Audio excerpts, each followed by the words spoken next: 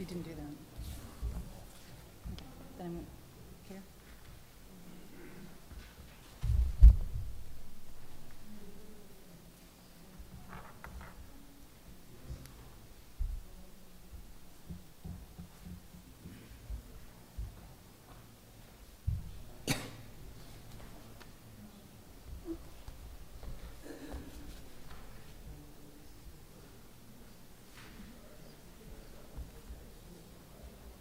We're all set?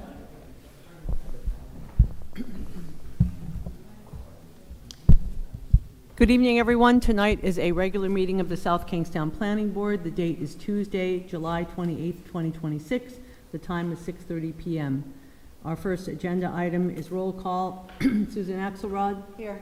Liz Carp is absent. Paul Jordan. Here. Robin Pothier. Here. Caper Wilson. Here. Armand Monaco. And Maria Mack is here. Our next agenda item consists of approval of minutes from May 28th, 2026 combined work and regular session, June 9th, 2026 work session, June 22nd, 2026 site visit Peacedale Preserve, and June 23rd, 2026 regular session. Are there any additions or corrections to the minutes? Hearing none, would someone like to make a motion to approve the minutes? I'll make a motion. I'll second. We have a motion from Susan, we have a second from Caper. Any further discussion? Hearing none, all those in favor say aye. Aye. Motion carries unanimously. Next agenda item is under subdivision and land development projects, 2001 Kingstown Road. Is there anyone representing the applicant?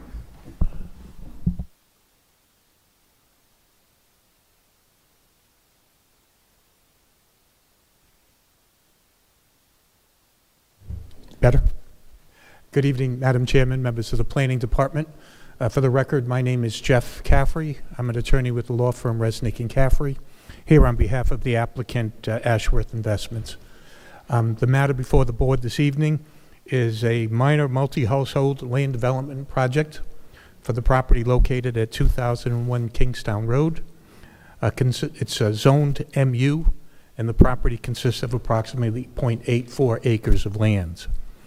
At present, the site contains a single-family dwelling, which we're proposing to raise and place in its stead a duplex and a triplex consisting of 5 total units in 2 buildings, with each unit containing 3 bedrooms. We've been through the technical review committee meeting back on April 8th, and I believe that we've met the majority, if not all, of the concerns that they raised. We had the opportunity to also review the staff comments prior to today's meeting and find them to be in line with what our expectations were and what we're prepared to provide as well. I have with me this evening Josh Klein, who is the project engineer, who will walk you through some of the particulars and answer any questions that you may have. And before you get to your presentation, I just want to clarify a couple of things.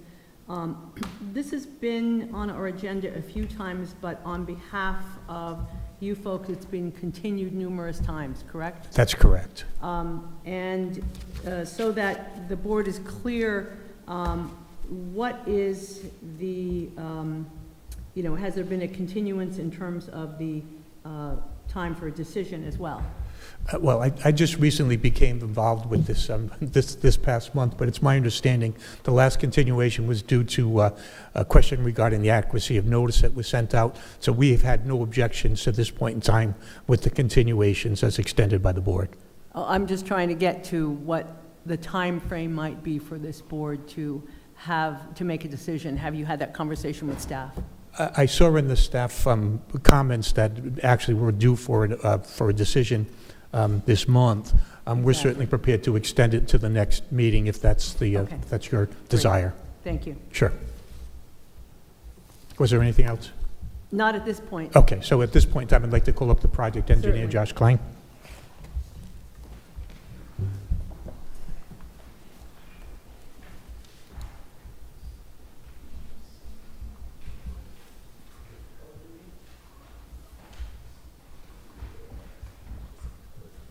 Thank you. Thank you.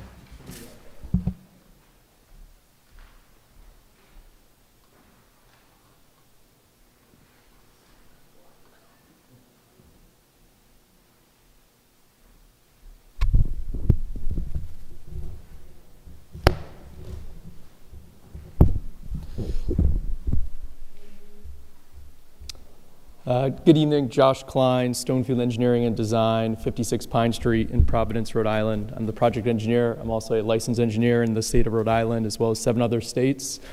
We're here to talk through the application. I did just hand out, it's a colorized site plan.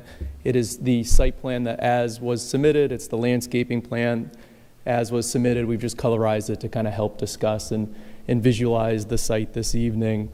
We're really excited to be here. We've worked through the TRC process. We had 2 TRC meetings. A lot of kind of time and energy has been kind of spent in coming up with, the plan here tonight. So this is an infill development opportunity to bring 5 units to the site. It's a fully conforming development. It meets all of the zoning criteria as well as the land development criteria as well. At one time, there was a waiver associated with the application that has been eliminated. This application has no waivers associated with it. Looking at the color site plan I have up here behind me, so we have Kingstown Road on the left-hand side or to the west. The existing single-family home was kind of pushed up towards Kingstown Road, kind of near the area of where the driveway was. The site does pitch or slope kind of from left to right or west to east. It's about a 10-foot grade change across the site for reference. We are completely surrounded by the mixed-use district, the MU zone. There's kind of a mixture of single-family homes around us, but there are commercial uses and other residential kind of multifamily uses as you work your way up and down the road. We have about 160 feet of frontage, and the only access as part of this development is on Kingstown Road, which is under DOT jurisdiction. We have filed for a PAP or a PAPA at this time, so our application is under review for the access. The site is on public water and sewer. And the other thing to note, just under existing condition, is the site has no stormwater improvement. So again, everything slopes left to right, west to east, and kind of runs off of the site. As we move to the proposed development, which I have kind of behind me and also handed out, so as noted, it's 5 total units, a 2-unit structure and a 3-unit structure. Each unit in the duplex in the 2-unit structure is about 1,110 square feet. The 2-unit structure, kind of to the left or west, they do have garages. So there's a 2-car garage in each of those 2 units, as well as a driveway that can accommodate 2 spaces out front. The 3-unit building, which is on the right-hand side, or the east side of the page, that is the triplex. They're about 962 square feet, and they have surface parking, so they have 2 parking spaces in front of each of the units. We also have 5 guest parking spaces on site, so each unit would have its own guest parking space. That's kind of how the HOA decided to do it, but the site can accommodate the guest parking. So the parking requirement for this use is just 2 spaces per dwelling unit. And as noted, we've exceeded that and kind of ensured that we have guest parking on site as well. Some of the key site features as we look at the plan, so we have kind of a single access point on Kingstown Road. You enter the site, and as you work your way to the east, you'll see kind of a striped area in the bottom right-hand corner. We have ensured, kind of been working with the Union Fire District, that their largest fire apparatus can safely enter the site, pull up to the north, back into that space, and leave. We've also provided, in working with them, a private fire hydrant in that location as well. To the north of that access aisle, as you kind of continue into the development, we do have a trash enclosure. So the trash enclosure is fully screened. It's a board-on-board enclosure. In there, it can house a dumpster, as well as we ensured each unit would have their own recycling can. So we've kind of shown that it could fit a 90-gallon recycling can on top of the dumpster that's currently in the space. One of the other items is we did locate kind of a USPS or a centralized mailing slot kind of to the east of the 2-unit structure. If UPS decides that they would prefer this location to have a single kind of centralized area for mailing, that can be accommodated. Want to ensure that can be accommodated on site, but they also may allow kind of each unit to have its own mailbox. As we kind of look at the bigger picture of the site, some of the kind of the key elements we look at as the engineer was landscaping. So the project proposes 86 new trees. We have a mixture of deciduous and evergreen trees around the site. We comply with the buffer requirements for the north, the south, the east, and ensure we comply with the landscape requirements along Kingstown Road as well. Stormwater, so we do have an application into RIDM for the stormwater. It is currently under review. The site will accommodate stormwater through the inclusion of 3 subsurface infiltration systems. I didn't have a chance, I know an email, I was made aware from the attorney that an email was sent by Mark.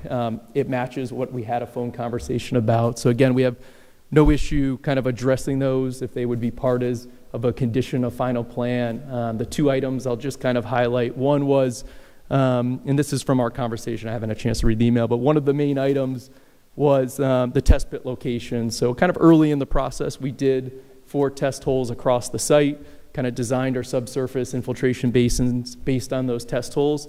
As we went through the TRC process, we included an additional subsurface infiltration building to the north of the 3-unit building. It's kind of in between 2 of the test holes. So what we would want to do is do an additional test hole and just kind of clarify the soils in that area. It's not a matter if it would impact the development potential of the site. It just might change the size of the infiltration basin, or it may just require us to shift it a little bit to the west. So it really wouldn't change the design from a preliminary plan aspect. The other item was, during some of the test holes, there was some variations across sites. Not surprising, kind of as we work our way, into this area, you might have different soils within 100, 200 feet of each other. So one of the subsurface infiltration basins may require a little over excavation once we go to install it. But this would also be something that would be reviewed by DEM as part of our stormwater permitting.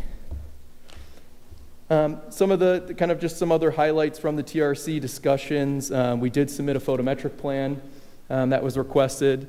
We're not proposing any type of commercial grade lighting for this location, so just decorative sconces at the front entryways for each of the building. There'd be no spillage or impact to any of the surrounding neighbors. As I noted before with the utilities, public water and sewer is available here. We did receive correspondence from both authorities, which have been included, but we would be proposing new tie-ins for both units. So underground water, sewer, electric, and gas are proposed. That really, I think, highlights the site overall from a site engineering perspective. We're really, happy that we're able to kind of come in front of the board with a product that is fully conforming with the zoning criteria. No waivers or dimensional relief is associated with the application. Thank you. Before you leave, we probably have questions related to engineering and stormwater. Yeah, of course. I would like to give Mark a chance just to either read your letter so that everyone can hear the concerns or summarize, whatever you'd like to do. Sure. I just had 4 comments, and most of them you touched on in your presentation. The first one has to do with the proposed underground infiltration system. The first one, B1, the second one is B1 in the middle of the top site portion of the site. It was designed based on an 8.2 inch per hour infiltration rate. The closest soil evaluation, which is test hole number 2, shows soil conditions suitable for an 8.27 inch per hour infiltration rate at a depth below 72 inches. So this soil condition may require replacing the unsuitable soil layers beneath the proposed infiltration basin system with sand to get that, to obtain that fast infiltration rate.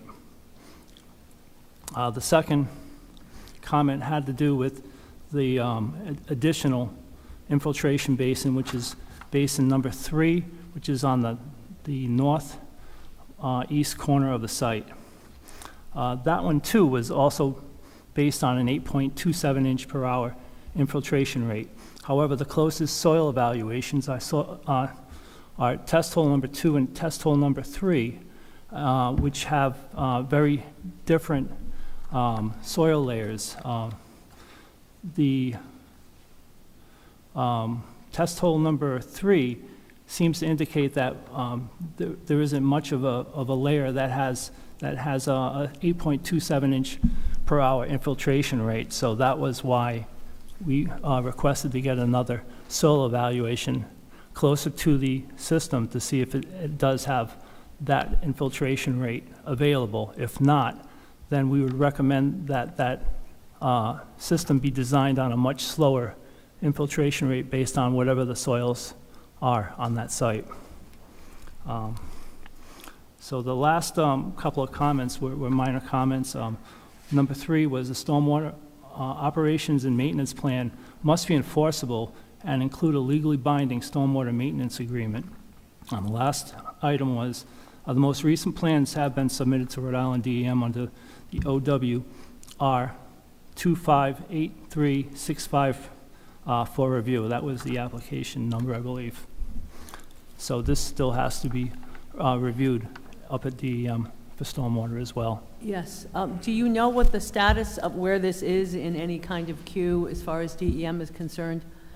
It's early in the review process, but both at the DOT level for the access as well For as the PUP. stormwater, the applications have been deemed complete and are in the review Mhm. process. So I think we did note in the staff report, we noted providing the DOT approval, and then it has the blanket statement of any other state approvals, both the DEM and the state approval would be provided.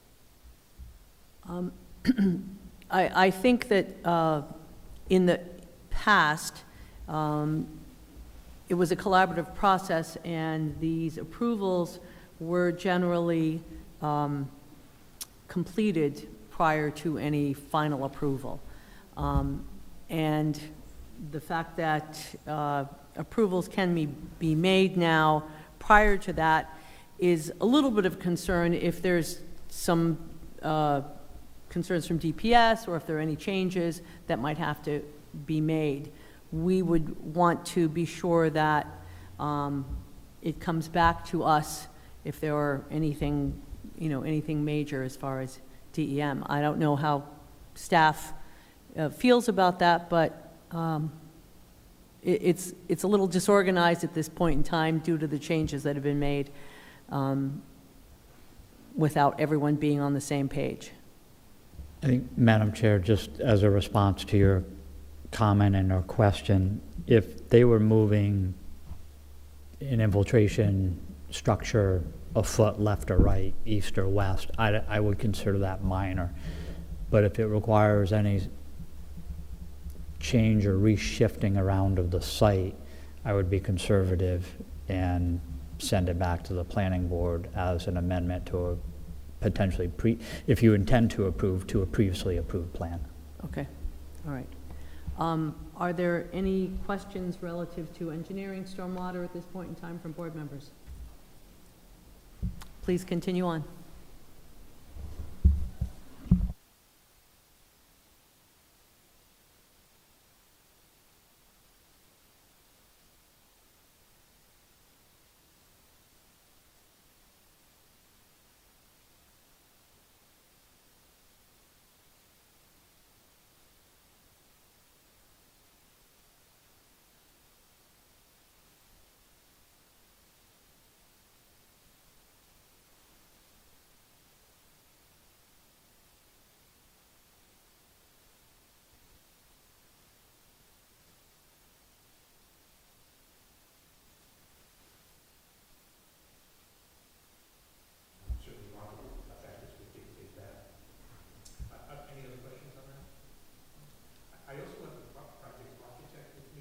Great. Yes, certainly, thanks.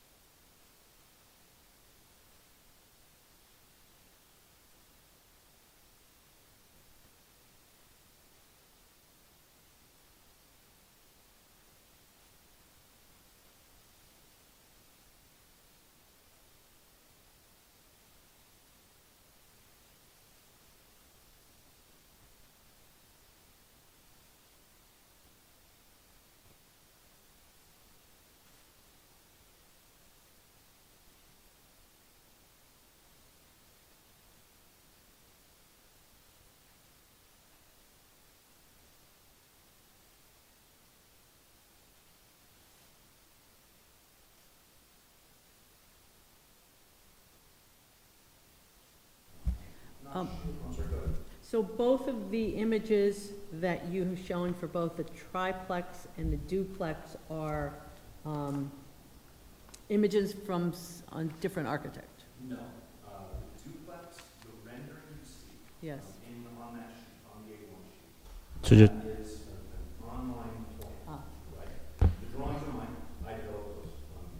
The triplex is entirely, that's entirely. And again, board members, feel free to comment. The triplex is a much nicer building than the duplex. Just.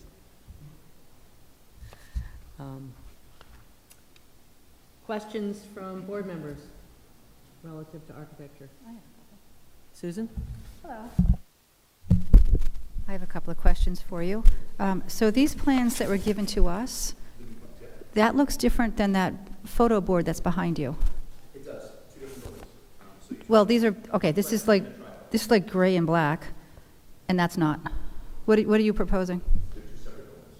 That, what you're holding is the duplex plan, that's a rendering of the triplex. Oh, I'm sorry, I apologize. So you're looking there. Mm-hmm. Original rendering, this is a custom rendering done by our team. You just change the colors, building's the same. and just for clarity, when was that submitted to the department? It- Just an exhibit for tonight. I'm sorry, what was that? It's just an exhibit for tonight.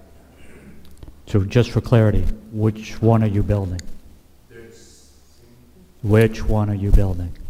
That version? the colors have not been selected yet, which is the only difference between that image and that. No, the doors are different, and I like the look of this one much better than that one. Just, I think the garage doors really make a difference, but they're not the same. Okay, I mean, in terms of, finish selections, color selections, that's something we get to, very near the end of construction documents.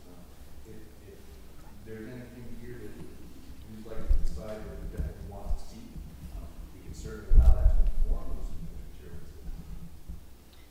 Thank you. So it's all personal? The black on gray look, it's I don't know, it's not really a South Kingstown kind of look. And we can all identify every building that's been built in the 2020s because they're all black and gray. And it would be awesome if it looked more like a farmhousey look or something a little more traditional coastal than this, which could be Seattle or Chicago or, you know what I'm saying? Like, it would be lovely if this looked more local to the area. My preference, that's just my opinion. So I have a couple of questions about your architecture, though. So I think for me, the one thing is my biggest pet peeve with planning, and I've been doing this for a number of years, is for all of the folks driving down Route 108 Kingstown Road, the view of your project is going to be a big blank wall with no windows and no character. Have you looked at turning these sideways so that the folks who live in these units will have a front yard and a front facing? And also because in your narrative you talk about the backyard being their private space, but if you lived in this unit and that's the, ugly side of it, and then their whole backyard where their barbecue is on the road. And if you flip them sideways, put the parking out back, it'll be so much cuter for our neighborhood and for the folks that are going to live in this house. So have you looked at letting us not look at that ugly old side as we drive down the road? So,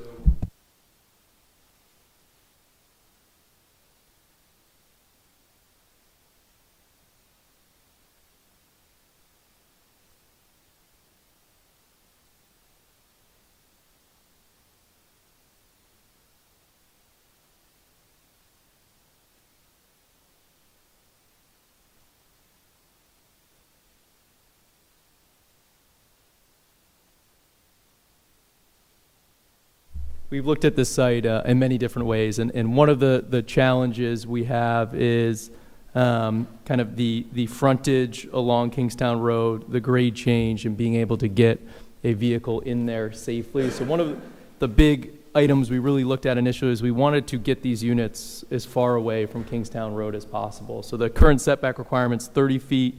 The unit number I think it's highlighted as one is about a little over 40 feet away from the road. We wanted to introduce landscaping along Kingstown Road to create a little bit of a buffer. And we really wanted to give that private space in kind of to the back or to the north versus kind of along Kingstown Road. So there will be open space kind of along the road, which is nice. There will be the inclusion of trees.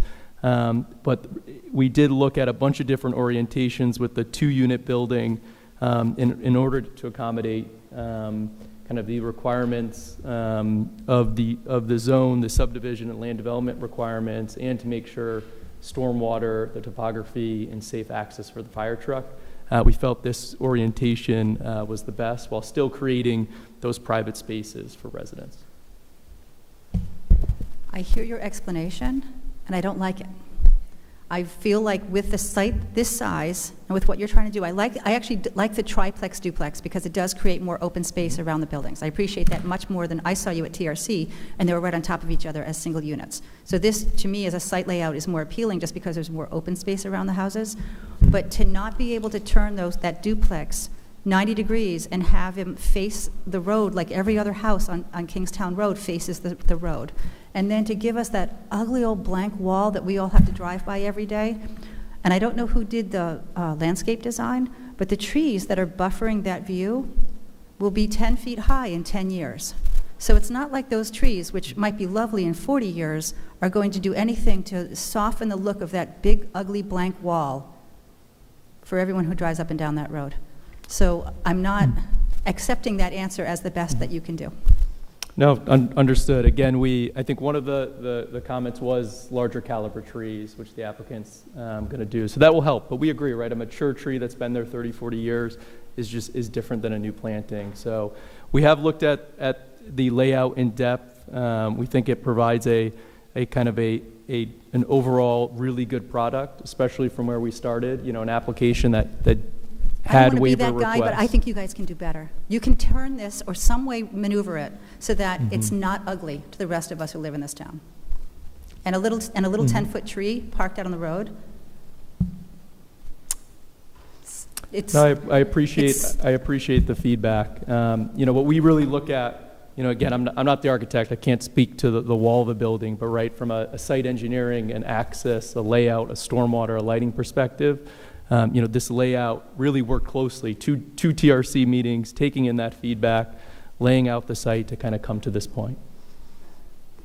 I have a couple of comments for your architect.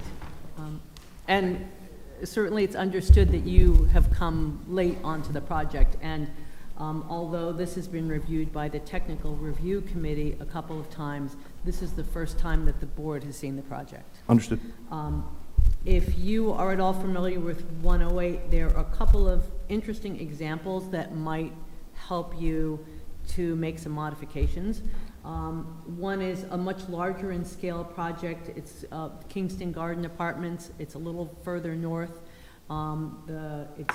The buildings, which are much larger, are right along the frontage.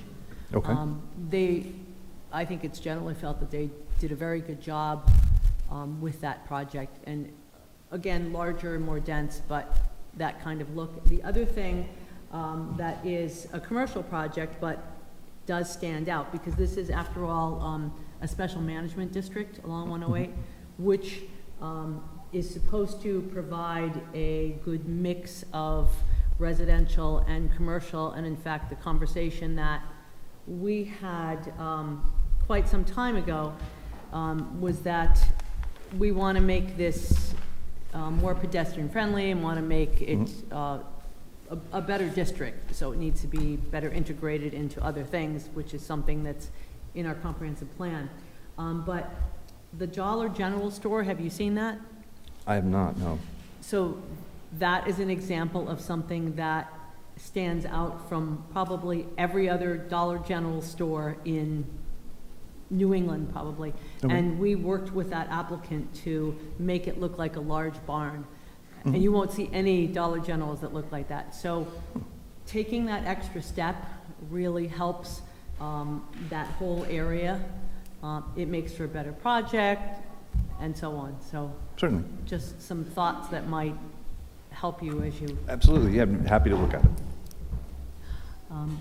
Are there any other, Paul? Yeah, just one thought about that end wall, and I think, the objection, when you look at that end wall, and it's just horizontal siding all the way up, and maybe just a combination of horizontal and vertical siding, different colors.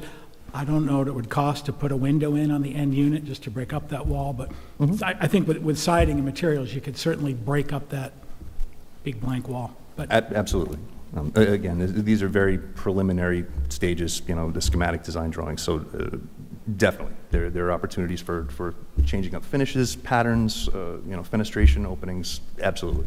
And you're the person who understands design and looks at things from that perspective, whereas an engineer looks at things somewhat differently. Understood. Susan? Sorry, and I know I'm fixed on this.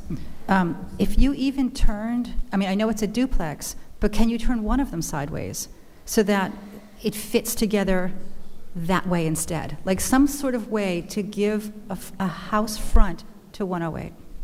Like even flipping one of them and then leave the other one this way, like some kind of way to manipulate that. There are some technical difficulties in rotating 190 degrees, but it's certainly something we can investigate and look at in greater depth than we can tonight. Of course. Thanks. Other thoughts, comments? I have traffic questions, I don't have landscape questions. Okay. Traffic questions would be probably your engineer, I believe so, yes. and then do you have a landscape architect with you this evening? I believe so. We do not. We did submit a traffic assessment report. Happy if there are questions. Okay, I think we have a couple. Yeah, sure. Sum up? Okay, I'm going to needle you a lot tonight, I think. So I looked at your traffic report, and the first thing that concerns me is that you've got 5 3-bedroom units, that you're anticipating 3 to 6 people living in each of those units. And I don't know how you'll fit 6 people into one of those little 1,000-square-foot units, but then there's 19 parking spaces for 5 units. So I'm not sure what your plans are, and I don't know if this is intended to be a URI student rental situation where everyone's got a bedroom and then they all got a boyfriend, and then it becomes like a problem for the neighborhood. But 19 parking spaces for 5 units, 19 parking spaces for, and even in here you have some calculations that you'll have children, the average children will be 1.7%, whatever it is, percentage, but every unit has 4 parking spaces. And that seems like an awful lot for a family with a tiny little condo. Could you explain the parking math here? Yeah, I'll break it down because I think I'll try to answer a few of the different questions. So the traffic assessment report, we utilized at the time that was submitted a single-family home category for ITE. So the first thing we looked at are trips, right? When we're tasked to prepare a traffic study or a report, we start with the trip. So we used at the time, because when we originally submitted, it was 5 individual units. So they kind of acted as single-family homes. So going with the single-family home criteria, a larger bedroom criteria, tends to have a more conservative approach from ITE standard. What we saw when we did kind of that is 2 trips in the weekday AM, 3 trips in the weekday PM, 2 trips in the Saturday midday. A trip is a vehicle going in and out in that peak hour. So ITE, kind of the Institute of Traffic Engineers, it has us look at the threshold a few years ago used to be 100 trips in the peak hour. That was where it said, okay, now you need to do an actual traffic impact study, you need to do counts.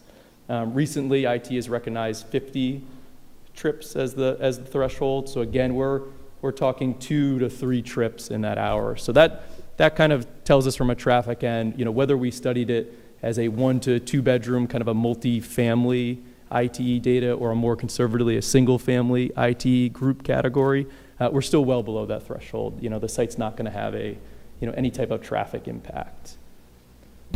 Thank you. So that's my next question. Your traffic study, I guess I'd like you to explain to me the table that has weekday morning peak hour, 1 vehicle entering and 1 vehicle exiting. Is that for the whole project? Correct, yes. So IT... you've got, sorry. Yeah, I guess I need an explanation for the math, because you've got potentially 19 cars parked in this property, and one will be leaving that property between 8 in the morning and noon? So it's during the peak hour. So when we look at trips, we just look at that one peak hour in the AM, when we're doing the AM study, that one peak hour in the PM, and that one peak hour in the Saturday midday. So in that hour, one car will leave that, out of 19 vehicles, and potentially, so we have 5 units times six potential people per unit. So that you got 30 people living there with 19 cars. One car is going to leave? No, so it has trips. I believe the total in the weekday AM was 2, the PM was 3, and the midday was 2 in the table. So that's saying a trip, it can be a vehicle leaving or a vehicle entering.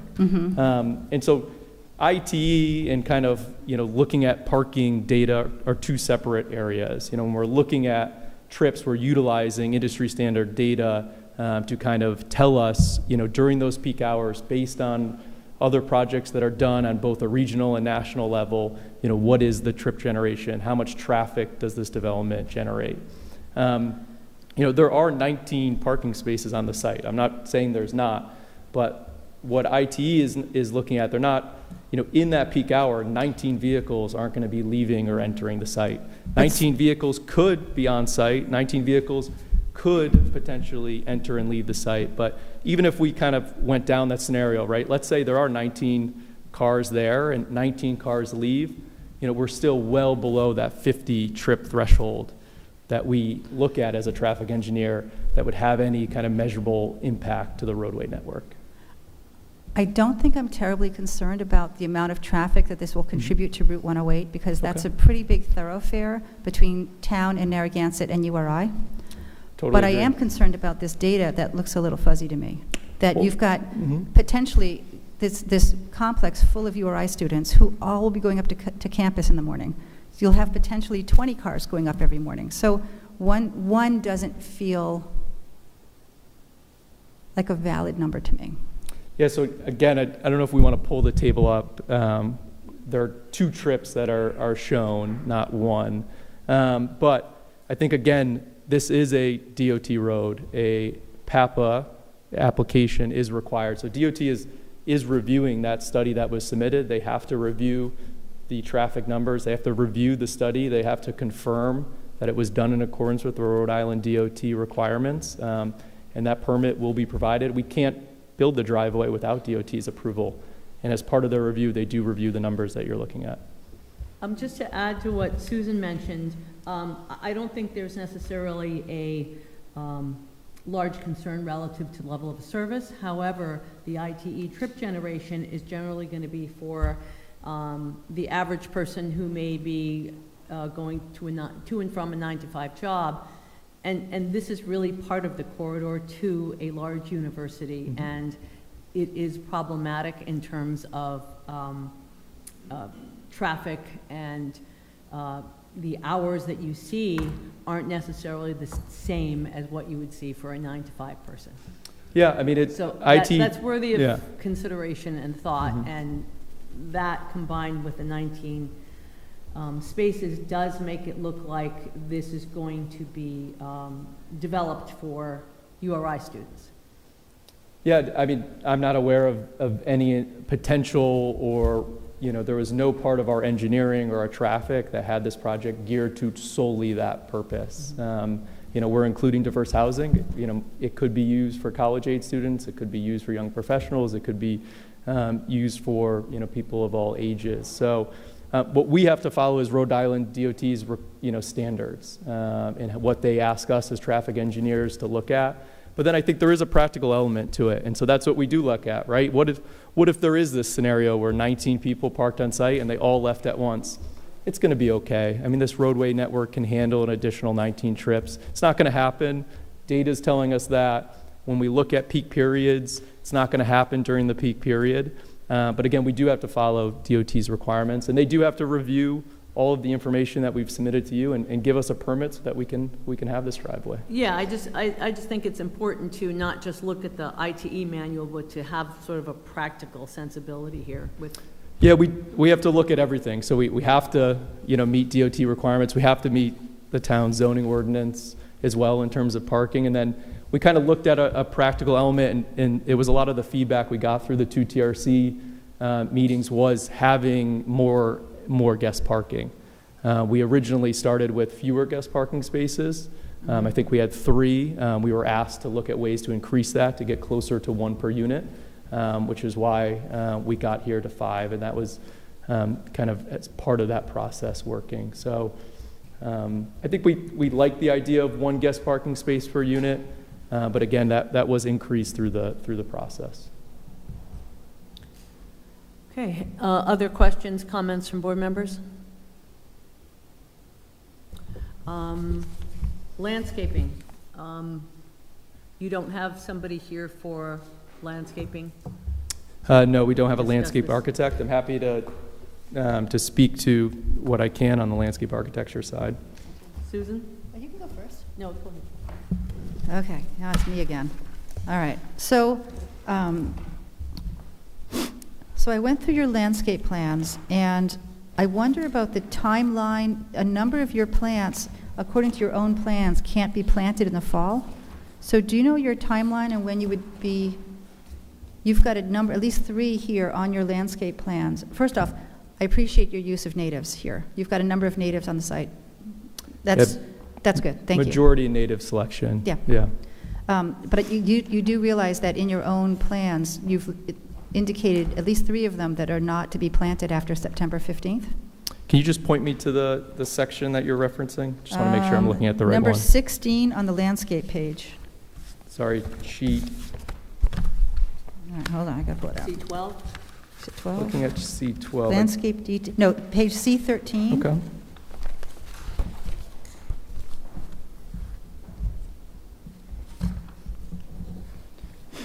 Number 16, which is in the middle of the right-hand column.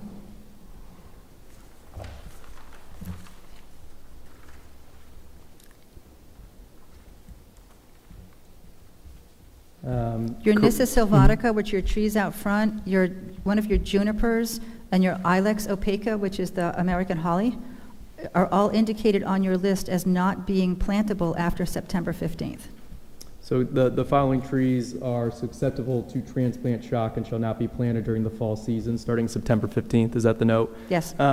It's a very common note to include on landscape plans. I would say depending on the construction schedule, there is some leeway with when plantings, and a lot of it comes down to the care. So I think our preference would be not to plant, after that time period in the fall. But again, there are unique circumstances. There is a bond that's required. So let's say, we have to, plant a few days after that date, and the plant unfortunately does not make it into the season. There is a 2-year landscape bond, so we would have to replace this. But that is our recommendation. Okay. But as long as you guys are aware that in your small print, you have a note to not plant 3 of your trees During that, time period. correct, yes. And then you said you have a 2-year plant health guarantee. So that was included Yes. in the plan staff. We had no objection to that condition. So in your plans, though, it says 1 year? So So whoever Mhm. your landscape planter person is, will they be aware of the conditions that this board imposes upon you, or will they go with the 1 year here? 2 separate things. So there's the plans, which are, would be a different contract, and then there's the obligation of the applicant. So whether he wants to enforce a 2-year warranty with his contractor, the applicant is being requested to put up the bond. So 2 separate Okay. contracts. So Madam Chair, if I may. So the applicant submitted the plans as you're seeing with notes. It's staff's recommendation in any condition that you make in a favorable manner, that you change the 1 year to 2 years. Yes. Giving the timing of some of the plant material that may go in, and to the point, those are recommendations. I've been involved in projects where we've planted frozen root balls in November and had phenomenal success, but it's about the care post putting them in the ground. The applicant has stated they have no issues with the 2-year warranty. As we go through final plan approval and we review everything, we would make sure that comment from 1 year is changed to 2 years. Thank you. Yes. Obviously, an important and considerable investment, and not only correct planting times and technique, but the maintenance is very important. And you need to be careful because you don't want to plant in the middle of a drought either, but it can be managed, so. Not quite done. Go ahead. So Jamie just mentioned the maintenance on this. Unfortunately, South Kingstown seems to annually have a water restriction for outdoor watering from, I don't know, June 1st to Christmas. It's crazy. Do you, and you're an out-of-town agency, do you have a plan for keeping the landscaping maintained and watered during that first year? It's shocking to me how many projects we approve and get planted, and we see those trees die that first summer because it's 100 degrees and you can't water your shrubbery. So I wonder what your plan would be to keep all of this alive and thriving, especially if you all don't live here and we're in a drought, or a hot drought. We're the engineer and the landscape architecture doing the design, right? This is where you see that transition to a landscape contractor and a general contractor who will implement it. So it's the responsibility of whether the general contractor chooses to go forward with the landscape contractor having that responsibility, whether the applicant wants to take that responsibility on themselves. So I don't want you to think that we as the engineer or the landscape architect control what happens after it's built. It's the responsibility of the applicant, the contractor, and the landscape vendor or installer. A lot of times, what we see, when we have to plant in times when there may be moratoriums or bans, there usually are. They do allow either hand watering. If hand watering is not allowed, then our landscape contractors will typically bring in water trucks. Thank you. So it's a common practice, kind of across the town as well as beyond in Rhode Island. Okay, so I have one more question. In your notes, you also say that plants in the site triangle are limbed up to 8 feet, but out front you do have some trees that would potentially be in that sight line for folks exiting your property? But you're an engineer, so you can tell me better than that whether or not those trees out front would be subject to 8-foot limbing, which would be a shame. I'm especially looking at the street tree just to the north of the driveway. So, Madam Chair, just for clarity, typically those street trees would have a minimum limb up at 6 feet and sightlines measured at 3.5, 10 to 20 feet back, depending on which standard and manual you're going to. So again, it's mostly you're looking at the trunk's impact on sightline in that sightline triangle, but typically branching is 6 feet, which allows most Right. people to walk under the tree without hitting a branch. But these trees that they're planting at, 1.5 or 2 inch caliper will be 10 feet high in 10 years. So we're talking about little lollipop trees if they have to be limbed up. Actually, the plants typically at 2.5 inch caliber will be 10 to 16 feet in height. The day they are planted, they grow 6 inches to a foot a year. And again, they will be limbed up as they grow. Again, in some aspects, a small 2.5 inch caliber tree may have some branching when it's initially planted at 4, 5, 6 feet. You allow those to grow and mature, and then you prune as the tree grows. Thank you. If there are no further questions from folks, what would this board caper? You have something? We all know that the state of Rhode Island has set some aggressive affordable housing goals, and how does this proposal impact those goals? This would not be an affordable housing development. So it would have a negative impact on the town's achievement of the goals. I wouldn't say it would have a negative impact. I mean, you're including diverse housing, but it does not trigger the inclusionary zoning at a town level or affordability at a state level. So we're increasing the units by 5 units, and that would decrease our percentage of available affordable housing in the town. That's what I mean by having a negative impact. It's a conversation that we have on a regular basis, and we have been seeing a lot of 5-unit projects. I'd like to hear from, based on tonight's discussion, from board members as to what they would like to see the next time this applicant comes forward. We've discussed some potential architectural changes, perhaps building location on site. It would be great if your landscape architect could attend. What else? Covered my points. I think the aesthetics is the most important to me. Okay. And anything, Jamie, anything from staff that going forward we'd like to be made aware of potential changes or? Again, I think what I've heard from the planning board as well as the applicant's representative is, they have a design team on board now. I think you've stated as planning board members, there's an opportunity perhaps to look at the arrangement and fenestration of some of the buildings to make them more street friendly. We'll use that terminology. And I think the applicant is willing to take a second look at that, and perhaps that can be addressed in the next 2 weeks and put this back on your agenda in August. It also may mean that they have a ability to get a little more in-depth with DEM or let us know where they are in the process with that, to perhaps have an opportunity to respond to Mr. Conboy's points. Sure. Is that a reasonable time frame for you folks? August? Yes. Okay. All right.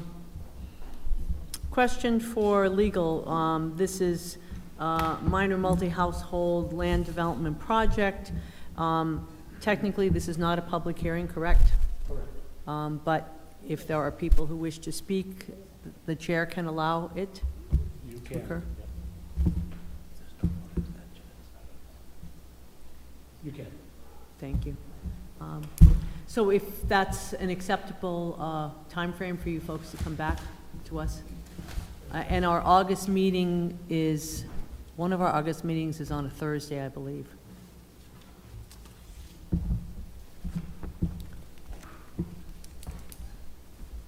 Do we have those dates?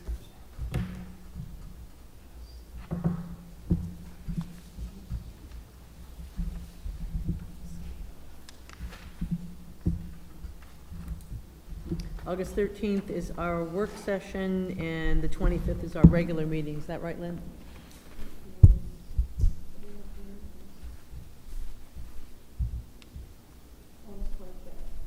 What was that? 25th, okay.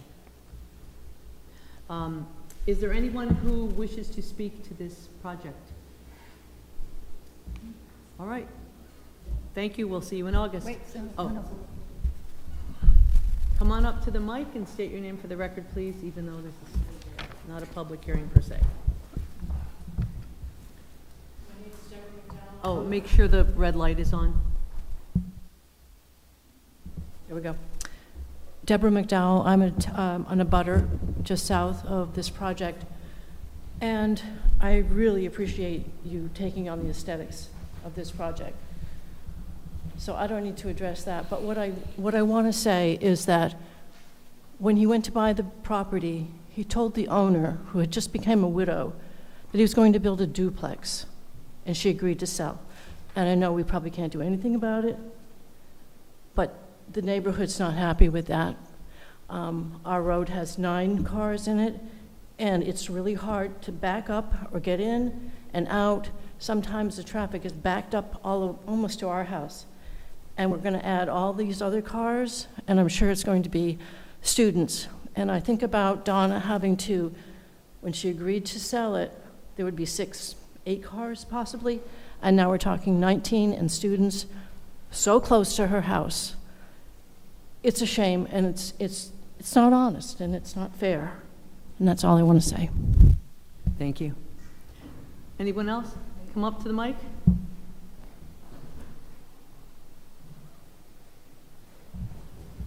How are you guys? Good. My name is Riley. I'm the property owner, and I would just like to clarify I didn't have direct contact with the prior owner before buying it.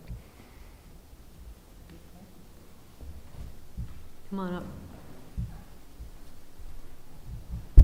Hello, my name is Everett Whitman. I live in 2004 Kingstown Road, directly across the street from this. We do not, I speak for my wife and I, we do not wish to have 5 units in our neighborhood. It's a very busy road, and they're single-family homes. You know, we'd be okay with a single-family dwelling, maybe a guest house in the back, Airbnb, rental to a grad student or something like that, or even possibly a condominium similar to what is next to the police station. I'm not interested in having 5 units erected across the street from our home.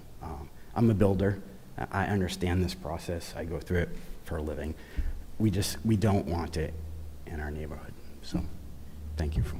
And just to clarify, if you're a builder, you probably know that in recent years, the General Assembly has changed unilaterally across the state the rules for land use and subdivisions. So I understand. basically, But here's the catch, like I'm across the street and I'm zoned R20, so I can't do what they're proposing to do on my own property directly across the street, and I have 5.8 acres. So there's a problem. See where I'm going?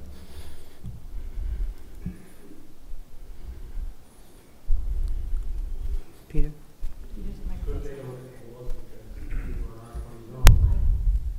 You might be surprised. Even for an R20 zone? Yes. Yeah, there may be. I mean, I can't advise you on that since I'm not your attorney, but. I'm not trying to develop my Okay, property. understood. But, And yeah. I did try to have my property rezoned mixed use in 2007, and the town came out in droves and said, no way, because we don't want our 108 to look like Route 2 and work. I understand it was a different board back Yeah. then, just have to point out. Yes, So- you know, things have changed considerably in an effort to provide more housing, but they have not been done in collaboration with the local communities. Yeah. I implored the developer, you know, develop the property, build a townhouse, Yeah. build a condominium, two homes, but 5 is too much. Yes. Thank you for your Thank you. time. Madam Chair, I have a question for staff, if I may. Sure.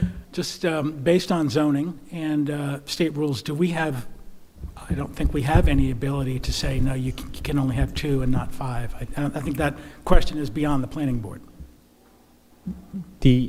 And again, I have legal always sitting to my left, to your right. The dimensional requirements and uses associated with this project, the material they've submitted, we've determined that they're regulatory compliant.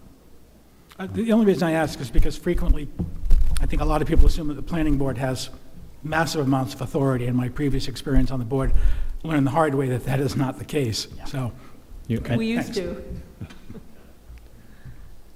Yeah, I would point out for the record that it's dimensionally compliant and that the density complies with the ordinance. And I agree with you, there was a lot of ordinances were passed under cover of darkness this year that we're just learning about as well, which will help in the development stage, but certainly not from the planning department stage.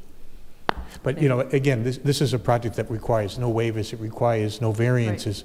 I mean, basically, it's permitted by right, so long as we Yes. go through the land development process. Yep. So, And we appreciate your efforts to improve and take our comments into consideration. sure, thank you. Thank you. All right. Let's move on to our next project. Next item is recommendation to the town council, zoning map and text amendment, the Peacedale Preserve Special Management District.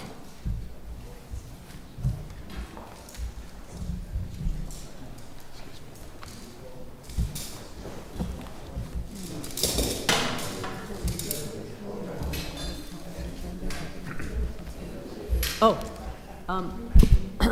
we have a correction from Lynn. We do need to continue this. It is a public hearing, even though it was not. That's why I asked the question. So would someone like to make a motion to continue this to our August meeting, which So is moved. August, did you say 25th? Motion 25th? Yes. Motion from Paul. Do we have a second? Second from Armand. Any further discussion? Hearing none. All those in favor say aye. Aye. Motion carries. So back to our next agenda item. Is there anyone representing the applicant? Yes, Patrick Doherty here on behalf of BWJW LLC. You will recall we were before you about a month ago. We've taken some actions in conformance and follow-up to what the comments were of the board and some of the concerns. So before proceeding with anything of substance here and hearing back from you, we'd like to update you on some modifications that Eric Swena has made. And then after that, I have a few comments, and I'm prepared to answer, well, I hope I'm prepared to answer anything that you have before us. So with that, I'd like to call Eric Swena. Certainly. Good evening, Madam Chair, members of the board. Do we have the presentation to put on screen? If not, I have handouts if I need them. I think, Brad, we sent, yeah, we sent over an updated one. I can give you a flash drive, or I can pass out physical copies. Okay.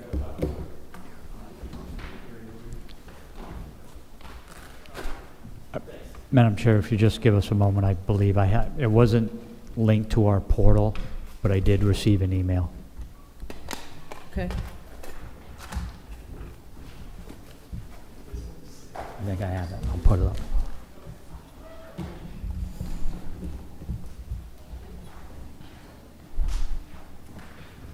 Thanks. I think Lynn needs one, so we can share two. An extra one? I have it. This is what will be presented. Jamie already has it, I don't. Okay. Do you want to confirm that you do have it, Jamie? We now have enough flash drives. So let me. Thank you. And just would like to remind Pull it up on the board drive. members that this is a request for a zoning map and text amendment, and although they are providing us with plans that give us an idea of what they would like to do at this point in time, this does not necessarily represent what could or could not occur within this text amendment. So we need to stay open-minded about it. Please continue. Thank you. So it's a pleasure to be back before you this evening. Our changes are limited. It was really nice to be on site with some of you to walk the terrain, or a portion of the terrain, but mostly of the area that's being disturbed. And we looked out at some of the open fields where much of the development is happening. We also spent time sort of getting oriented upon arrival sequence and looking back from the existing structure towards the remainder of the development. And, you know, I hope it helped visualize the concept of this quad condition that's, you know, outside of the existing parking lot, and some of these new components, so programmatic components that would be added. And what I also hope it helped show is the way we've used the natural terrain that's there to accommodate these programmatic features that we're adding to this site. What we also spent time talking about and hearing not only from the board but also members of the community is that, you know, when we were laying out these pieces of program and trying to limit the area of disturbance, we were a little close to our neighbor, which is right here. And previously, everything that's existing is blurry. Everything that's new is crispy clear, just to help understand what's existing versus new.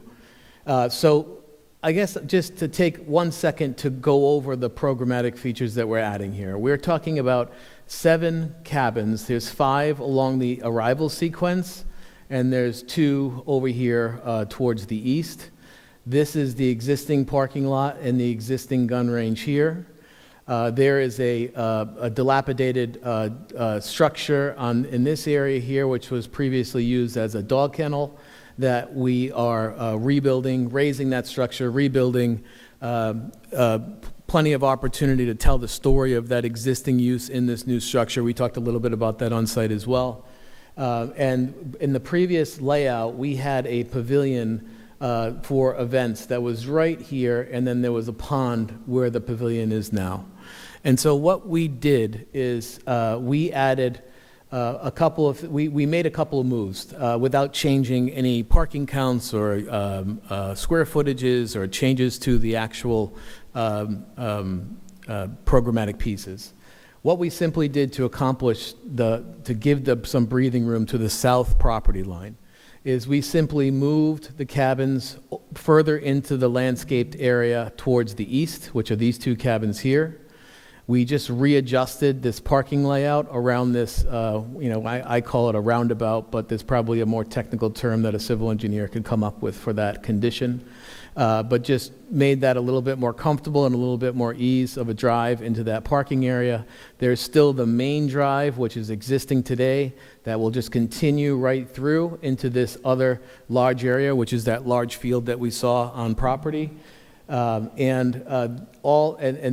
structure, these 5 cabins stay in the same location. And we simply took the large clubhouse and we slid it to the east a little bit further, about 35 feet. So it was a substantial move as it relates to the parking layouts and such, but we were able to accommodate. We also flipped the pavilion with the pond. So now the pavilion is further away from our south property line. And if you look at the image or the inspiration page in your packet, which I believe is page 6 or 7, it's a composition of multiple images. There it is, this image here. So we're showing you this 8-foot fence that is a natural wood style fence that we want to add at the southern property line to help with buffering the property. And we were asked to propose something like that. My client thought it was a good move to just create a little bit of an additional buffer. We'll obviously landscape our side of that fence for additional sound transmission issues, and we will do our best to keep this pavilion as enclosed as we possibly can for multiple reasons. One, and the concept image that you see on this page, which is the bottom left, that was the original inspiration for the pavilion. We've gathered some feedback and our client has asked us to consider a more enclosed structure. Personally, from a design standpoint, there's multiple benefits of that. One is that now that the pavilion is closer to these cabins, having a solid wall on the northern side of the building will allow us to landscape the back of it and provide a sense of privacy for that 5th cabin that's right adjacent. And it will also give us further protection from not so pleasant weather. So we will continue working on the design of that pavilion to be more enclosed, which again is a attempt to keep the sound within the pavilion and not allow it to permeate through the site. But we're trying our best to accommodate some of the feedback we received. There are no other changes to this package from a unit count standpoint or anything like that since the last time we presented this to this board approximately a month ago, maybe a little more. But after being on site with many of you, we didn't collect, us as the design firm didn't collect any feedback as it relates to the architectural aesthetic of the clubhouse or the architectural aesthetic of the flex storage units. We feel, and I think it's consensus, correct me if I'm wrong, that we're doing making some nice gestures as it relates to the recognition of the existing architecture, the sensitivity we have to the context of the neighborhood, and trying to do something a little bit more upscale, a little bit more diverse of a programmatic formula to make this property a little more vibrant, a little bit more usable for people who may not be avid shooters, and to provide some other activities, the ability to engage in other activities on this property, things like pickleball, fitness, archery, flex storage units for people to house their boats and fishing rods and such. and cabins for a more overnight stay that would be used by not just people who are members of the club, but by people abroad. So I am happy to go into detail and talk through some of the details of the architecture or the materials, or I could even speak, in addition to my colleague here from DePreet, about the site constraints that we feel like we've done a good job of addressing, or I won't. Could you just, using that, since you have the laser pointer, can you, using that large photo, just point out one by one for the benefit of the board, and I'm not sure if the audience can actually see that, or maybe you can do it on this, and point out what is existing, what is new, and what they are meant to be. My pleasure. My laser will reflect off that television screen, so I'll point here, but I'm happy to turn this board a little bit. That would be great, thank you.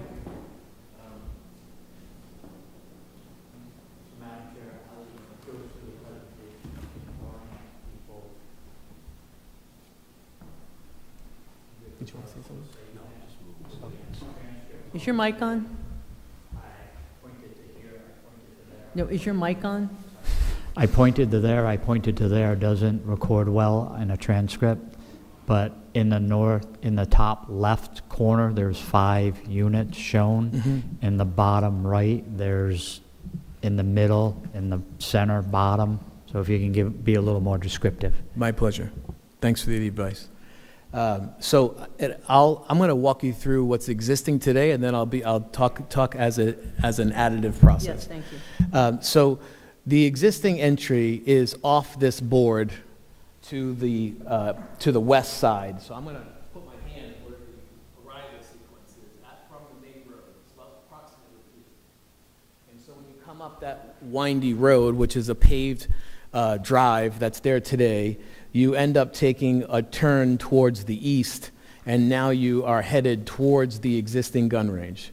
So this is an existing paved road now that dumps you into a parking area for the existing gun range that's basically centered on this board at the top, which is the retail component that some of us got a chance to look at, and behind it is the indoor gun range.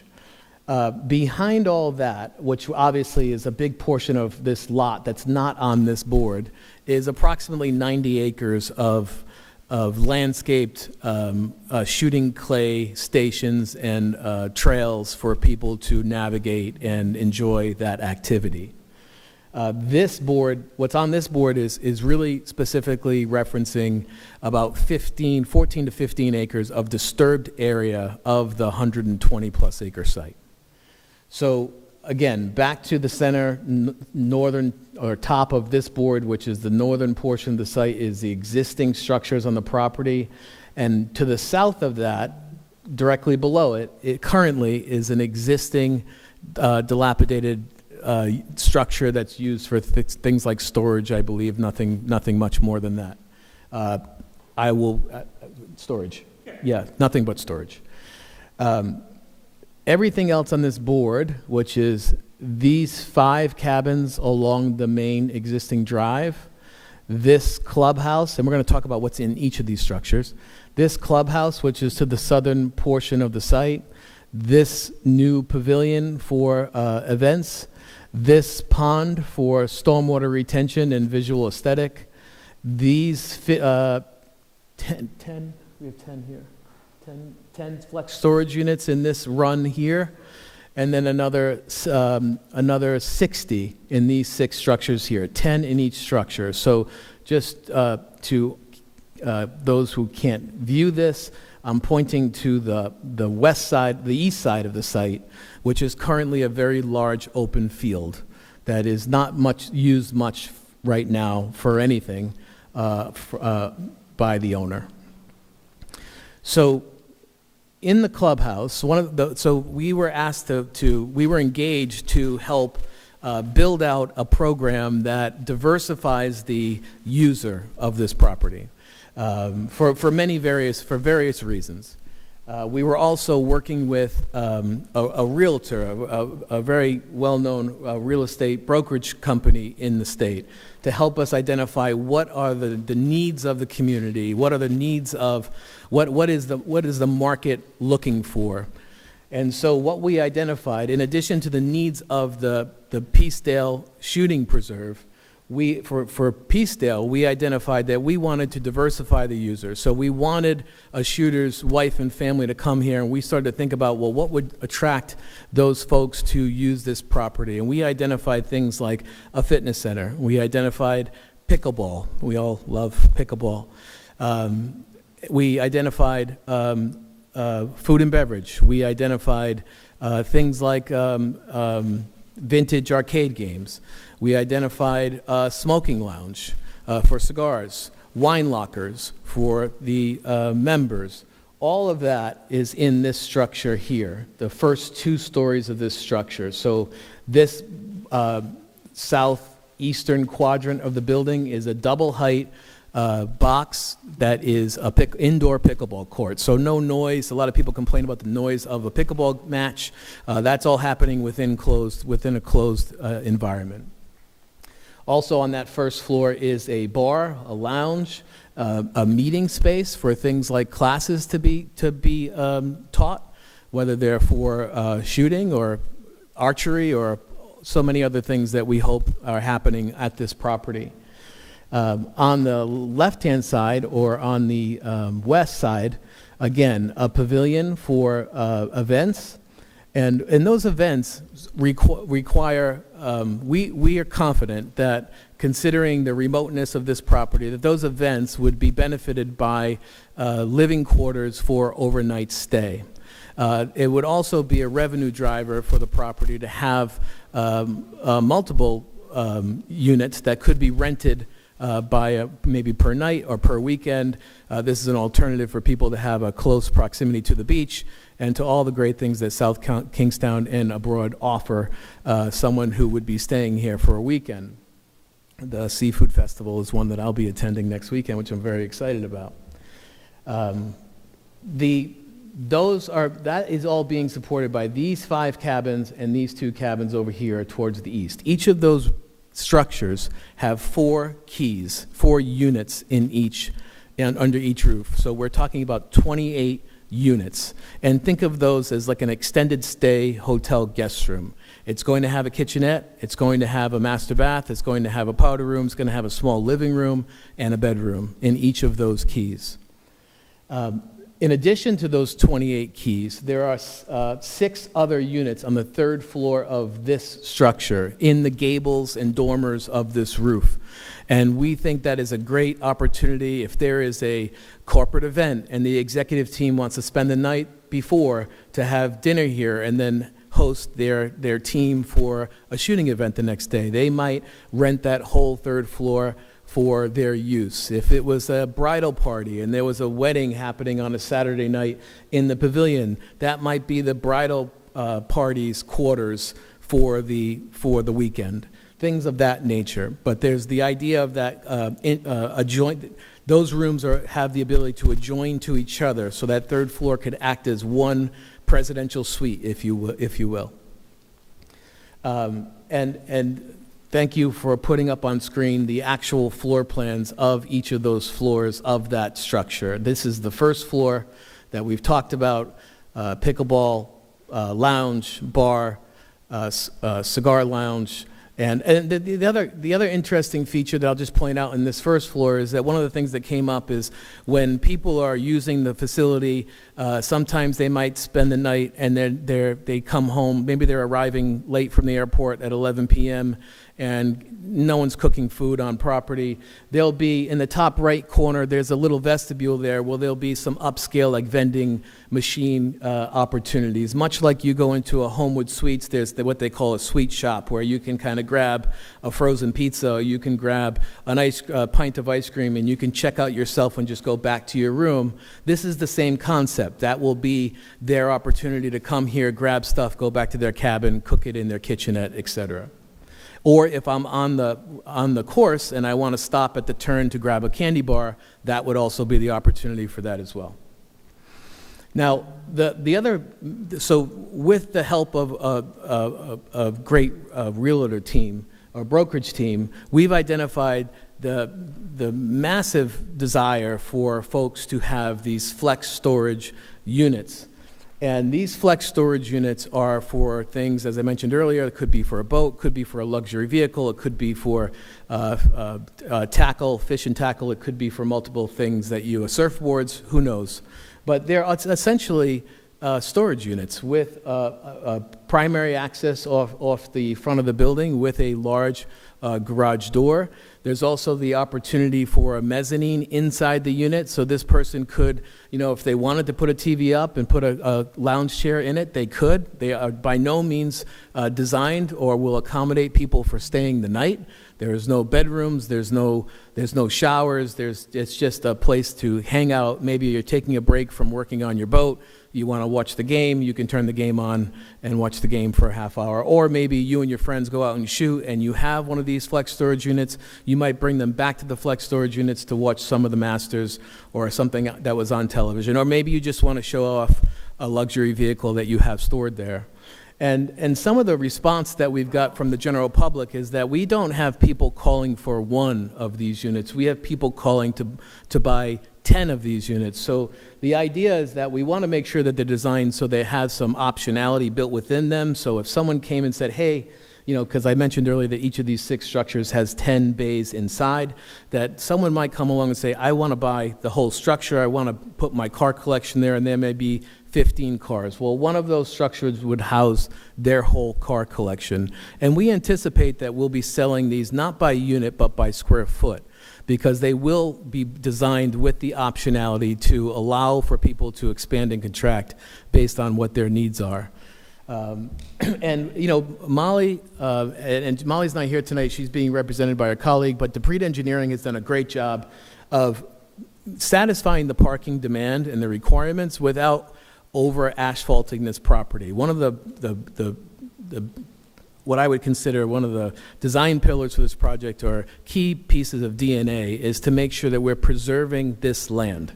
So we're trying to disrupt as little of the land as possible to get the return on the pieces of program that we're adding to the property. And just to follow through and the ask of me as I continued to ramble, but at the last meeting, there was a member of the community, our direct abutter, that had a challenge with the noise that could be endured by him and his family if there was a big event or regularized events happening here. And we had the pavilion, and shame on us for not giving that more consideration, but we had that pavilion right here tucked to the south of this property. So we slid the clubhouse over, we flipped the pond in the pavilion. We will, again, continue to work on the pavilion design to make it somewhat enclosed. And we think we've done, and we added this 8-foot beautiful wood fence that would give us an opportunity to landscape our side of that fence for additional sound transmission needs. But those are so I think I went through the whole site to describe each piece of program, and I think what I'm also trying to do is to concentrate on the things that have changed since the last time that this was presented to you folks.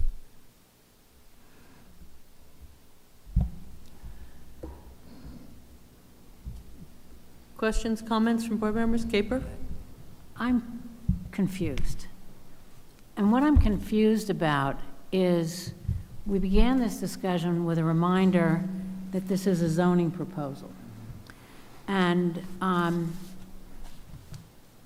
appreciate everything you've done to talk to us about what you envision and what this property could be and could become. And I thought the site visit was really most helpful. And I think your response to what the neighbors have told you is also completely laudable. But I'm confused when we come back to that instruction. This is a zoning proposal, not a development plan. So I'm just not clear. The zoning proposal, as I understand it, is the entire zone that we're talking about is one parcel, 122-acre parcel. So we're talking about making a zoning change for one parcel, we're talking about making a zoning change that permits as of right a myriad of uses. Some of those uses are already on the property and are intended to enhance the facilities that are already available to the community and to the patrons. But if maybe I've got this wrong. As you walk us around it, we keep looking at where things are, but we're reminded that's not where they need to be. So am I right in thinking that you're keeping the housing option,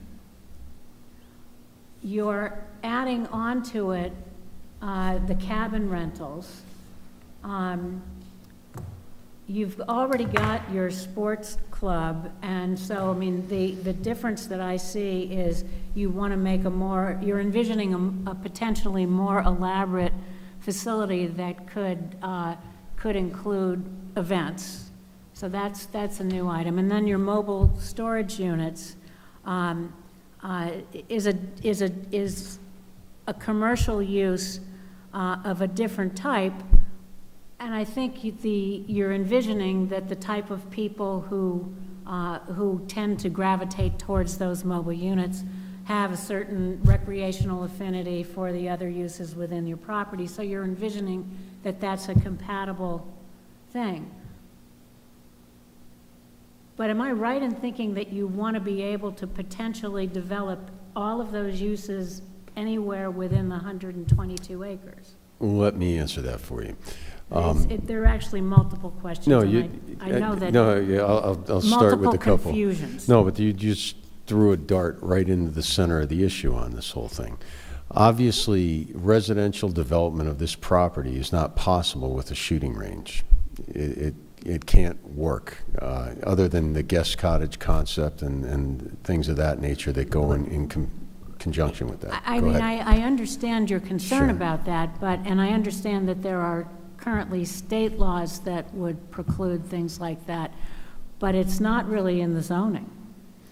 No, what I'm looking at here, and the reason that we propose this level of detail for a zoning text amendment and a map amendment, is to give the board a little bit of assurance that this is what we're ultimately seeking to do.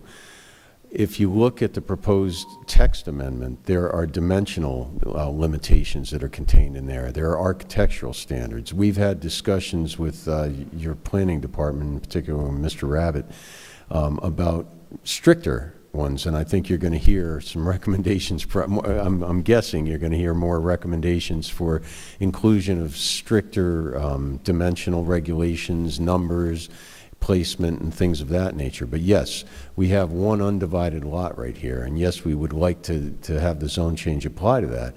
But I believe you're going to I believe what we are going to get from your planner or your planning department here are some more restrictions that would further limit the ability to expand beyond the confines of what we have here right now. Obviously, there's a shooting facility that's out there, and you walked during the site visit. You were on portions of that, walking on that, but they don't want to give that up. It's a shrinking opportunity in the United States, and in addition, in South Kingstown in particular, in the state of Rhode Island. But what we would like to do is leave the options open. Of course, with limitations on the total number of storage, luxury storage facilities, that would be something that could be placed in that would give you that assurance that we're not going to flood 122 acres with storage units. The same would go for the guest cottages and the other things. There are square footages for footprints of buildings that are contained in there. I suspect Mr. Rabbit is going to probably throw some more of those out at us.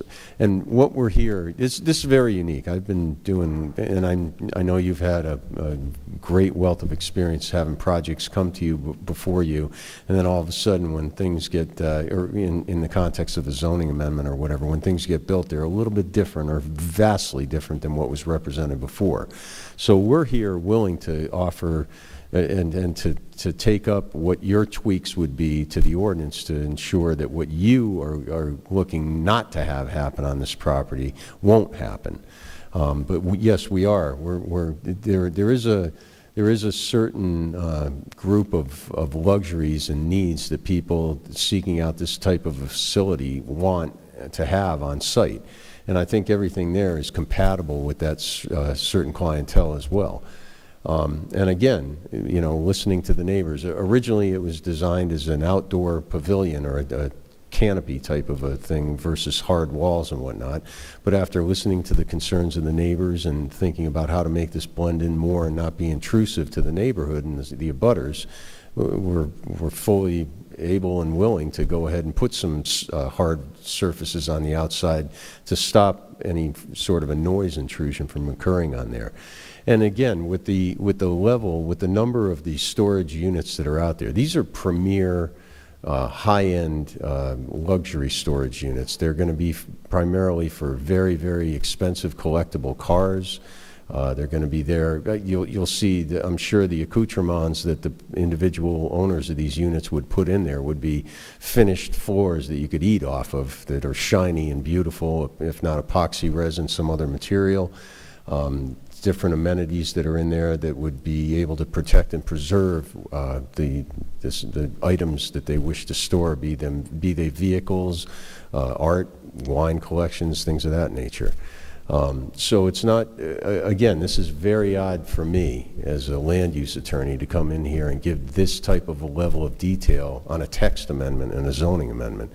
But this is one of the things that you see in here that we put in here as well, and I think that it was in conjunction with Mr. Rabbit to address the concerns of the board going forward, is that anything that goes on is going to be treated as a major land development under your regulations. So we're going to be here for master, preliminary, and final plan approval. And God forbid we come here and try and do something that we've already represented to you that is not in keeping with that vision and what we've placed out there. We're fully willing to enable the board to have a level of comfort by adding additional measures to address your concerns that you have here, whatever they may be.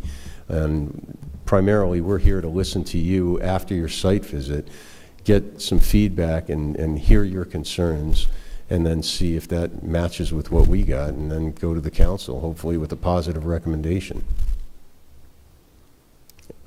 And I don't know if I answered anything. My fundamental confusion is, why is this a zoning proposal? It's probably a legal question.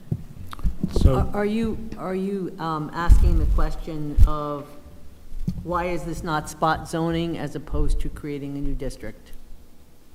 Is that what you're getting at?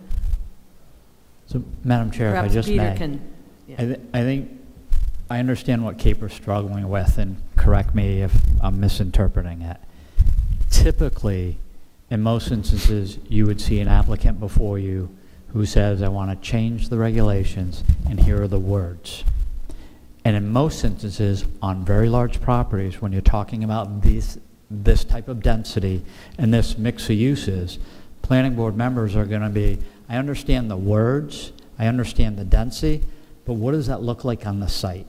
What are the impacts potentially to the neighborhood based on a development scenario that may be undertaken there?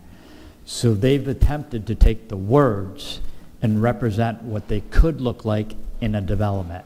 They have not said this is the exact layout, these are what pieces of the puzzle look like. This is what short-term rentals look like on the site in 8 units. This is what a clubhouse would look like, and this is what automobile storage says. To Mr. Doherty's point, as their attorney, he's mentioned we still have full major, the proposed language is major land development review. So these are uses that an applicant could apply for.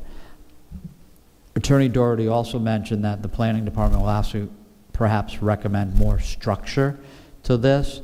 And I know the planning board, in my experience over the years, is always concerned about unintended consequences.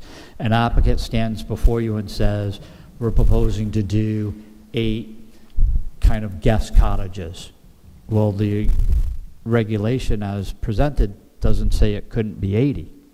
It just says 8. So to add more structure to it, put in the regulations that no more than 8 or no more than 10. Put a number on it so you understand what the ultimate density of the property could be. We all know that if there is outdoor shooting range and indoor shooting range, you're not doing single-family residential here. Put it in the regulation. If you maintain an outdoor shooting range, if you maintain an indoor shooting range, there's no single-family development allowed on the site. If the outdoor shooting range goes away, there's a number that you can do with residential.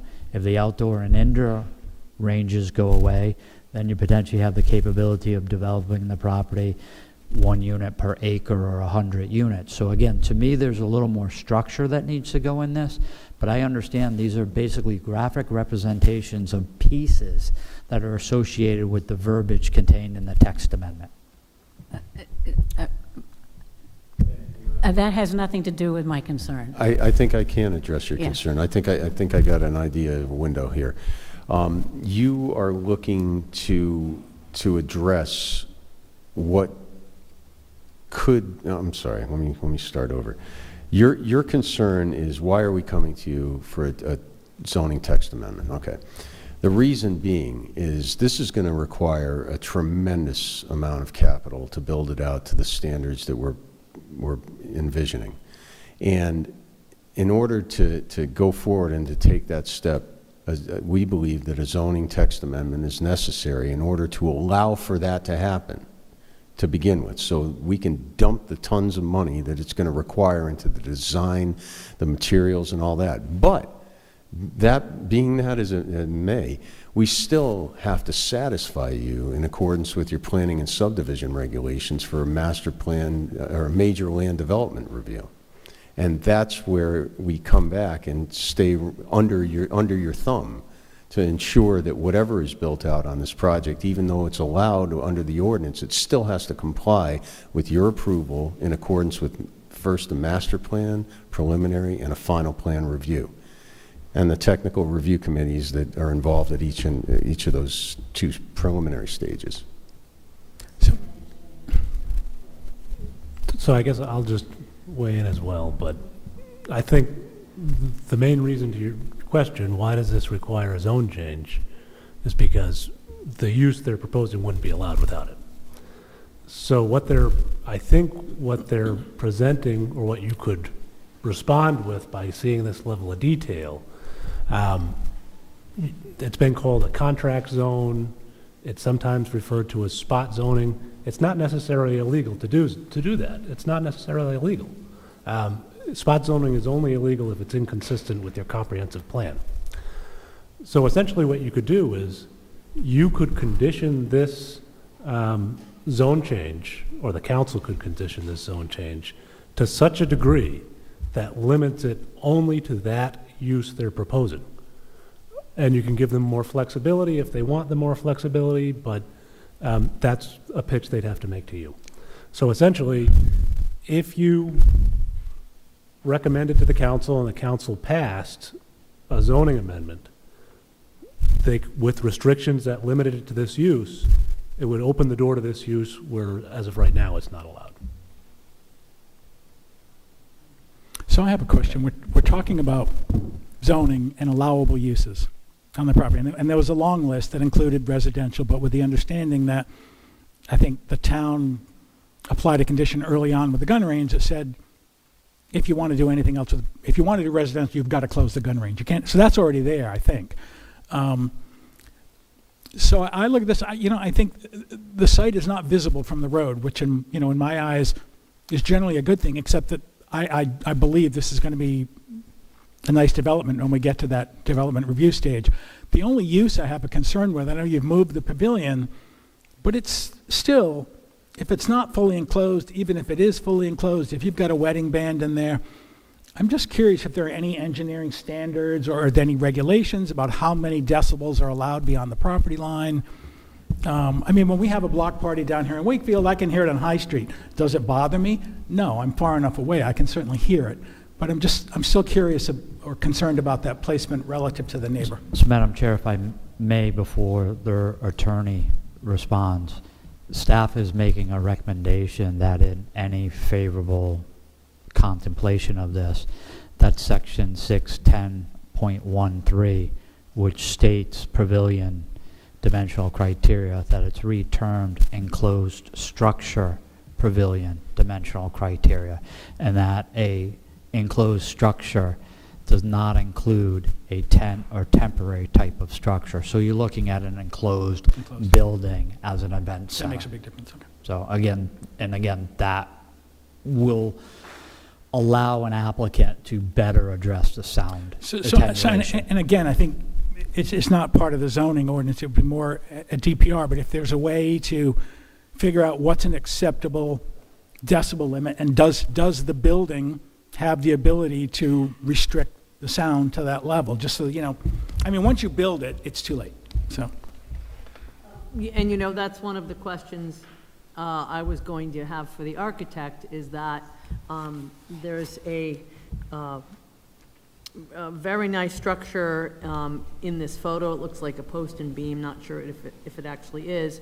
Are there any kind of, is there material that can be utilized? Sometimes you see it with tents and they have roll-down sides when it's raining or whatever, that can help to contain the sound. Of course.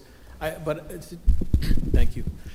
To Mr. Rabbit's point, he just read what is written or currently written as what is a proposed writing. That this image and that concept image was pulled together before that feedback was received. So I think based on my conversation with ownership today, is that we have work to do on that pavilion to make it an enclosed structure that has hard surfaced exterior walls.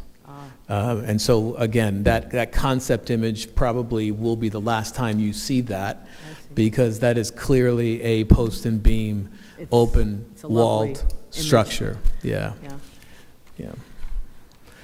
Other thoughts from board members? And then it might be helpful to go through, well, obviously applicant wants some feedback from us, and post-site visit, this is a great opportunity. I would like to then- point out one thing, if I may, Madam Chair. The town also has a noise ordinance, so there are enforceable decibel levels for noise arising out of the property. We don't want to get to that point, obviously. We don't want to have an issue with sound emanating from the property and disturbing the neighbors. And as Mr. Zwena said, he will be taking that into account in designing the hard walls to this property, or to the pavilion area. Well, it's probably not even called a pavilion anymore because it's fully enclosed.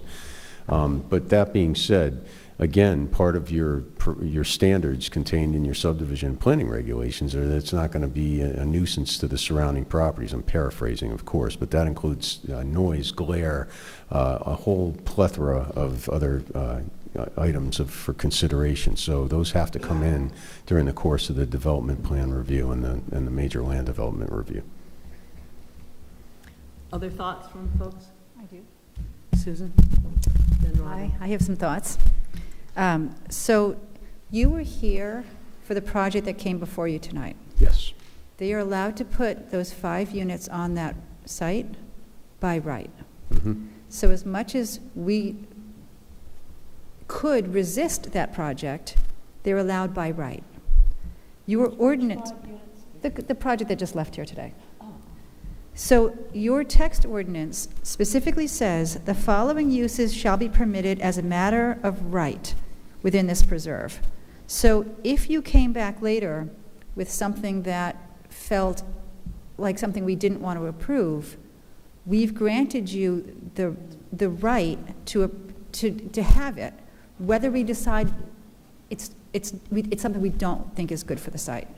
So this, by right, is making me uncomfortable because we're giving you so many uses that you could take advantage of by right, so we can't come back later and say no wedding pavilion for you because we've approved that as an acceptable use to the site.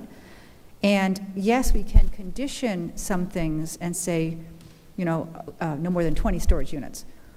But now wait, are we also saying the dimensions of the storage units, the height of the storage units? Like, we're going to have to condition every single thing, because we're giving to you by right a dozen different uses that you can have on the property.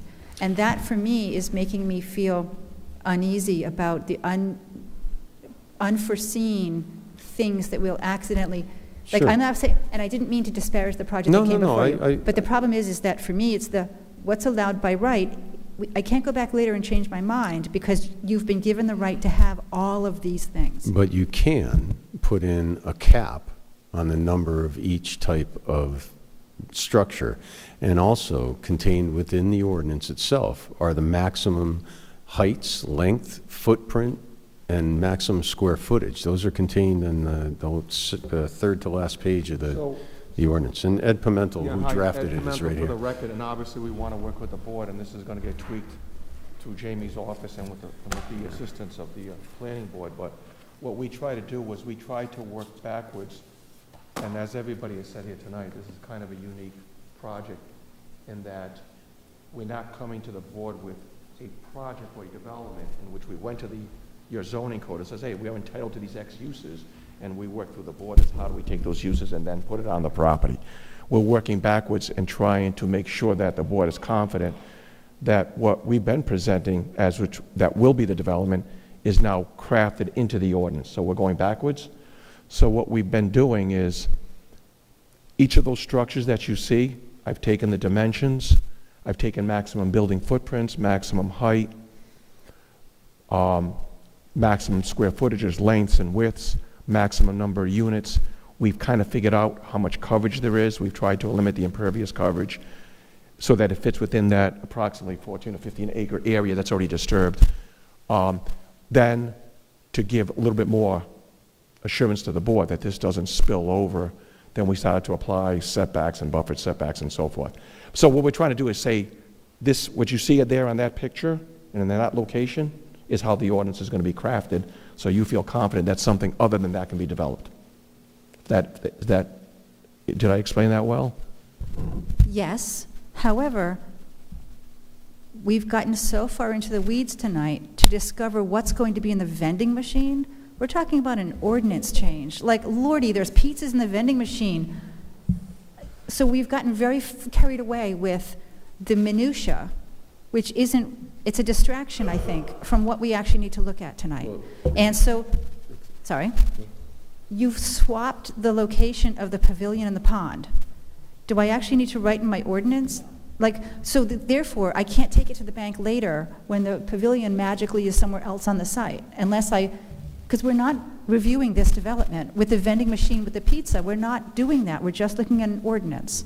So exactly where you've put that handicap parking spot, I can't take that to the bank later on. Like, there's way too much detail here that's irrelevant to what we've been tasked to doing tonight, including the location of the pavilion or the size of that pond or what color the door is on that building. Like, there's so much here that's not what we're looking at, that it's hard. And I think, and I'm not trying to piggyback on Caper, but I think it's hard to get right back to the nut of what we're doing here because of this fluff we've been given. It's beautiful. This pavilion is lovely, but there's no guarantee that it's going to be there.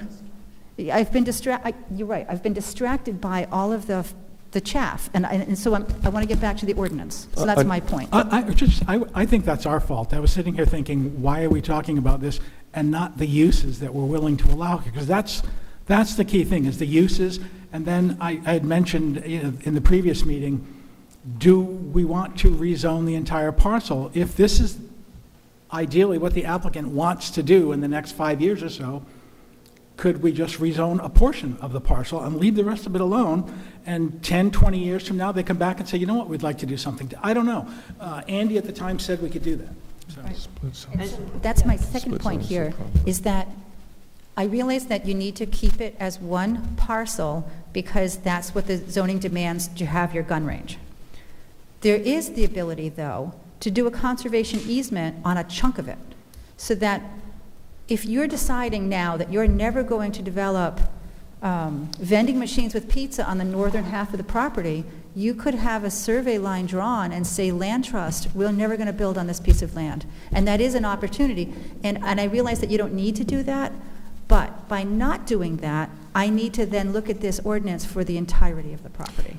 I understand that.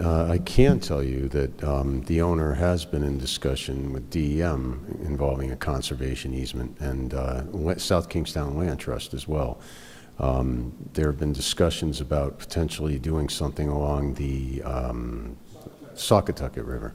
Sorry, I was going to say the Anaquatucket. I'm mixing up my towns and places.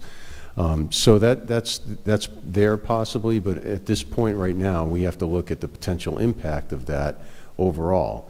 Obviously, BWJW LLC is wanting to preserve what is going on there right now, and unless they abate fully the shooting range, the outdoor sporting clays, I don't see it conceivable to mix it up with the placement of structures throughout the property. It would totally disrupt the whole course.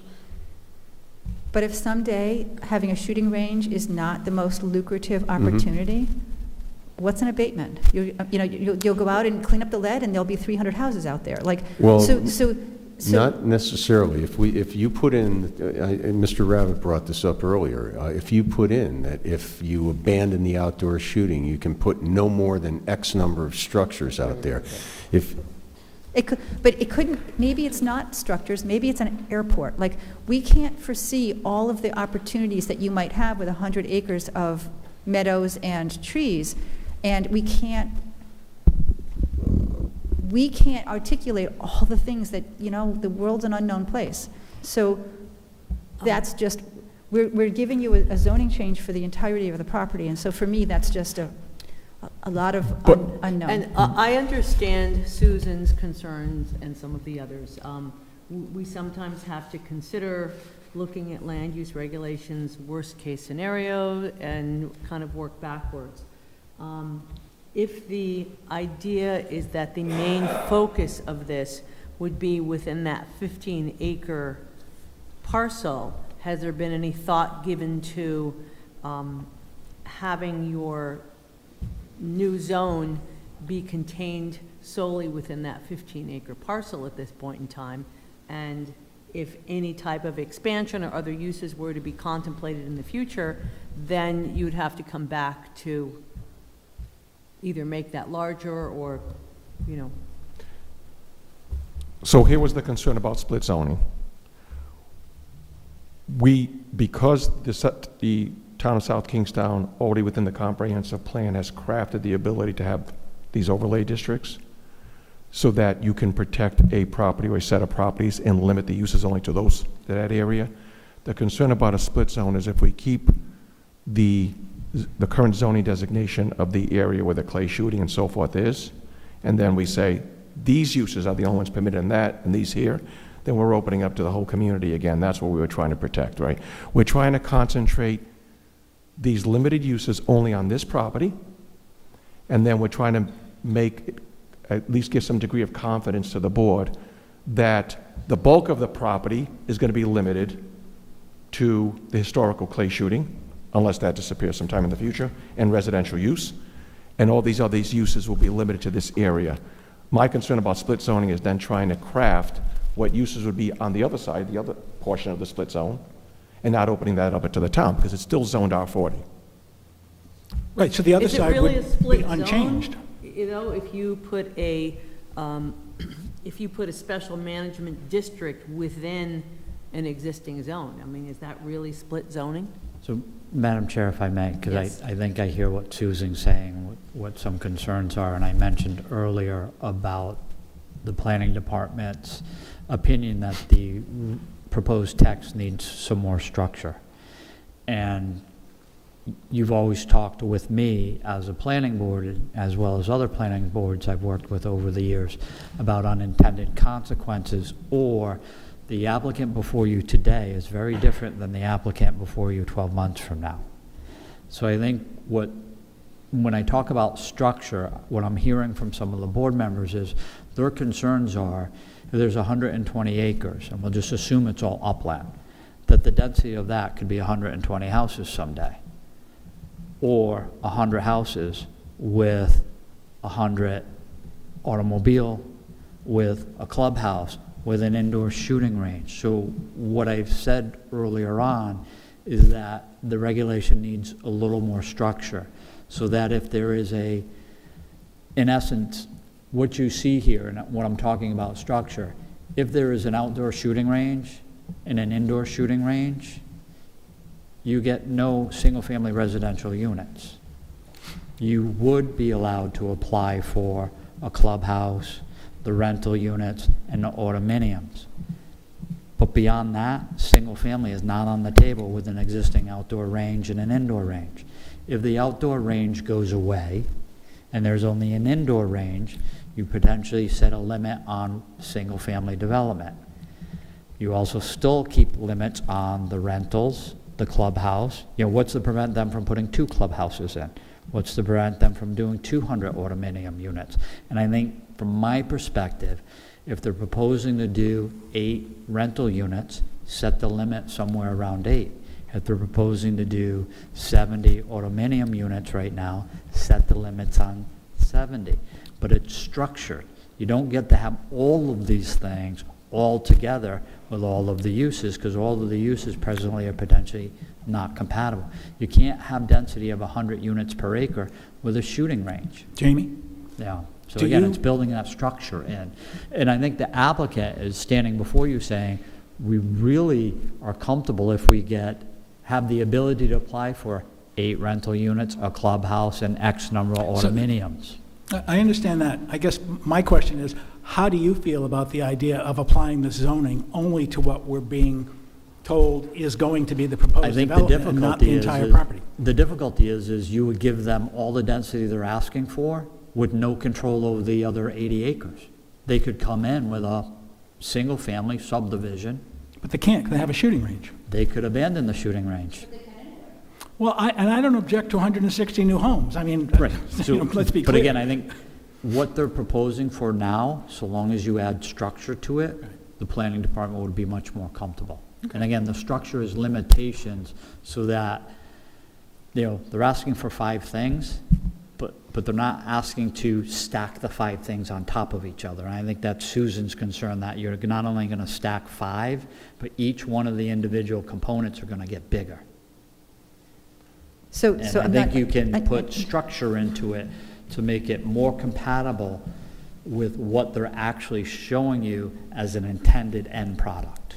So your comment about not subdividing it because they might build a bunch of stuff on the other side, right now, by right, single-family attached structures, 2 household attached structures, it's already all in there. Flexible design residential projects, they can always comp permit it. Like there's, by right, they already have all of the housing right here in their own ordinance they've written. So all they have to do is abandon the shooting range, and then here it is by right that they can build it. So that's not really, I'm not afraid of that option because it's in the ordinance right now.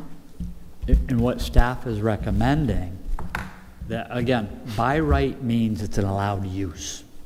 They still have to apply for and meet dimensional requirements. It's just that you can't say you don't like the use later. Okay, you still have control over the development plans. So, What staff is recommending is that you set limitations on it. Because if you adopted the regulation as written, there's no maximum limit on the amount of automobile rental units. They could do 1,000 there. I don't think you anticipate seeing 1,000 storage units there. And that, I think Caper alluded to that earlier, and as well as you, Susan. I don't think you intend to see this be 500 units of short-term rental. But this regulation would allow that, because there's no maximum on short-term rental, and there's no density associated with that. So what I'm recommending is to add that structure, that if they're showing you that if the gun range goes away, the underlying zoning would allow density of 1 residential unit per upland acre. So maybe that's allowable if there wasn't all this other stuff. Maybe it is. You know, to Mr. Jordan's point, he may be comfortable with 100 units, a clubhouse, some rentals, and some autominimums. But they still have to meet the 1 acre density. So I'm using terminology of wait, limits. Caper. So let Jamie finish, Robin has been waiting patiently to speak, and then I think it would be helpful for everyone on the board to give a general sense of what they feel might be appropriate uses, rather than go through this line by line. The sense that they get what they would be comfortable with, what they would not be comfortable with. And then, although Jamie has the parameters for the different zoning aspects, it would be worthwhile for Jamie to go back and, at a future meeting, have each section and then have a paragraph or two after the section describing how that either can meet what our goals and ideals are, or how it might not. And that way, I think we could come up with a sensible, realistic set of criteria that we feel, hopefully collectively, can go along with our concerns. Robin? Well, I would end up reiterating a lot of what has been said. I'm extremely concerned with all the rights that would come with this zone on such a large parcel. That really, even the applicant had said to me in our walkthrough that, well, when the kennel was here, a kennel was really loud. Well, you still could have a kennel. So there's just so many uses in that list that I don't think it's very easy for us to put our heads around it. Furthermore, when I look at that picture, the intensity, you've put everything right there at the borderline. You've got 122 acres, but that event has to be right there by your neighbor. That makes no sense to me. And it makes me think, okay, well, the rest of the 122 acres could look like repeat units of that, because it's already clear that you're interested in that kind of intense density. What went into it was to condense these activities around one another in the area that was already disturbed, so that we don't try to disturb more forested areas. In the long term, no one knows what the future development's going to be for the residential, but in the short term, that really was what the thought was. If there was some wonderful words that told us that a huge swath of forest is going to be left natural and borders the river, then that would make that not look so bad to me. But that's not what I'm hearing or seeing. What I'm seeing is a whole bunch of that, and weddings right in my backyard if I'm the neighbor. I find that unacceptable. Caper?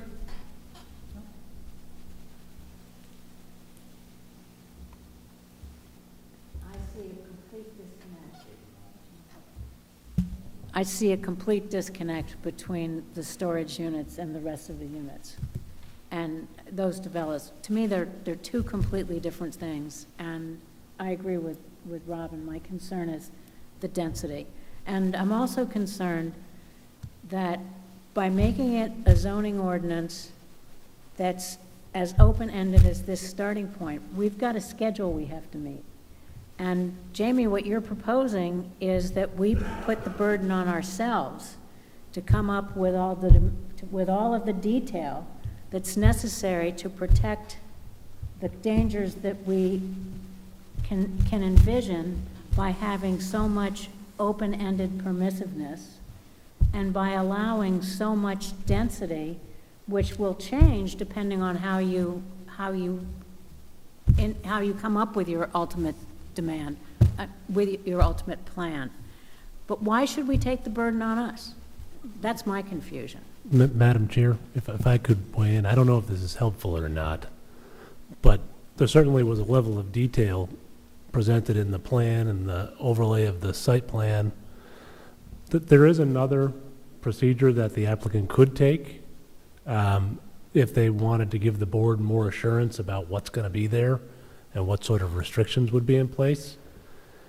They could apply for a master plan that is conditioned upon a subsequent zone change. And at that point, the zone change would just be to allow an already approved master plan that you vetted, they've presented, and you can put conditions on. So that is an alternative.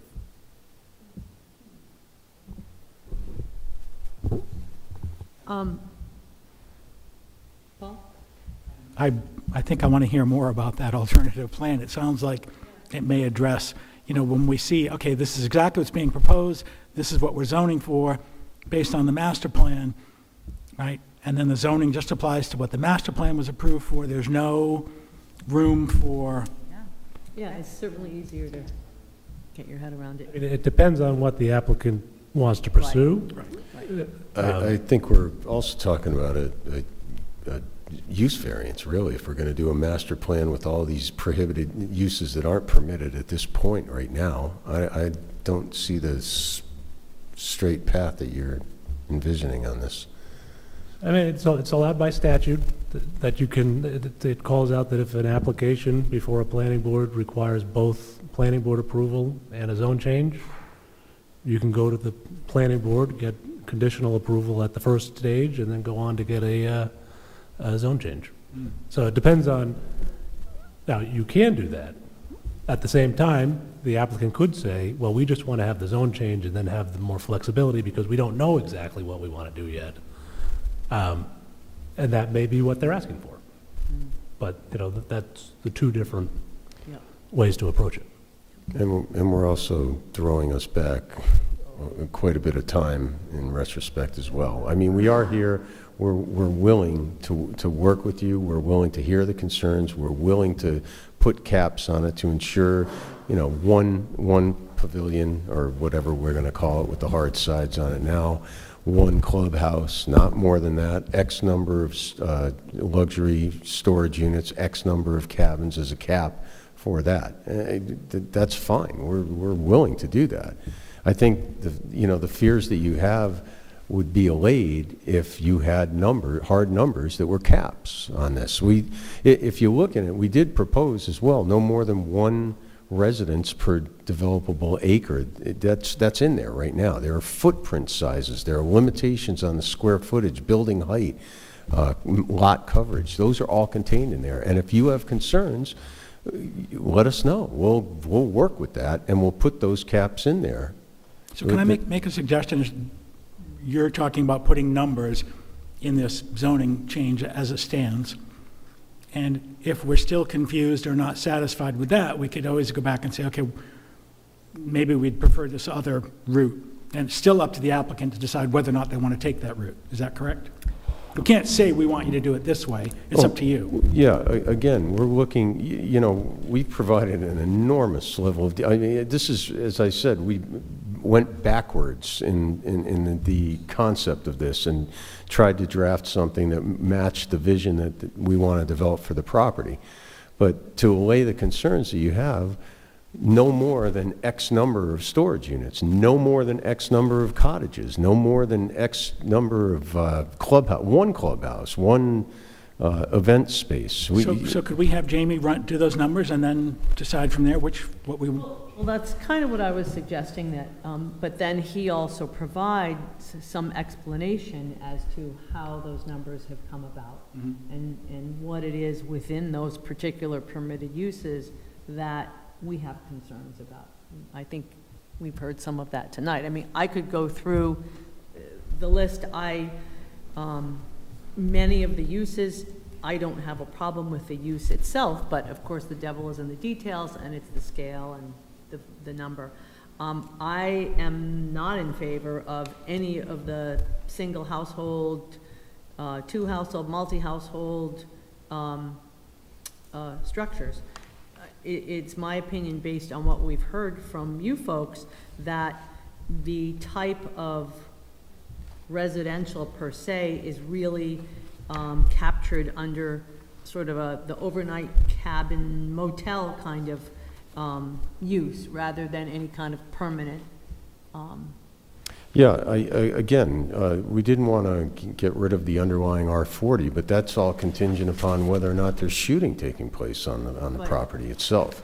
And again, Going back into this, the uses that we have proposed are those that are allowed right now, plus additional ones. So if we could work to satisfy your concerns by putting a cap on these things so that we can't like flood the property with other structures. I mean, that's not within the contemplation of what we're doing here now. But God forbid, if shooting sports go by the wayside in Rhode Island, you're going to be stuck with a comp permit coming on this property. And we've been approached. I mean, we're not trying to thrust hundreds of houses on here and go through that whole process. But the laws are very liberal in that, and you're going to have a way more dense project located on that. That's not what we're not threatening that, but developers have approached looking for this property, to purchase the property for other reasons, not for this. I'm sure they have. Yeah. But again, in keeping with what the inspiration was for this, which is a sporting kind of preserve image, to me, allowing residential does not fit within that. I understand having the condos and having small-scale cabins or whatever, however you want to designate them, but I don't think that they belong as part of these other uses, because that's a The only separate. option is subdivision. I don't know, there's has to be a way to better manage this. So the going into this, because it is a 120-acre site, and we don't know what the future brings, so if the outdoor gun range goes away, the clay shooting, we have all that developable acreage. Mm-hmm. If we forego the ability to do residential by right, we're not entitled to go back to our council, now give us our rights of residential. They can say, too bad, you have no rights to use all that acreage ever again for anything. That's why we kept that in there. And the reason why we kept the two-family and the multifamily was if that ever gets developed, we may want to consolidate residential. We may not want to subdivide, but consolidate to preserve open space. So I was trying to think long-term, different angles and possibilities of the usage of the rest of that acreage.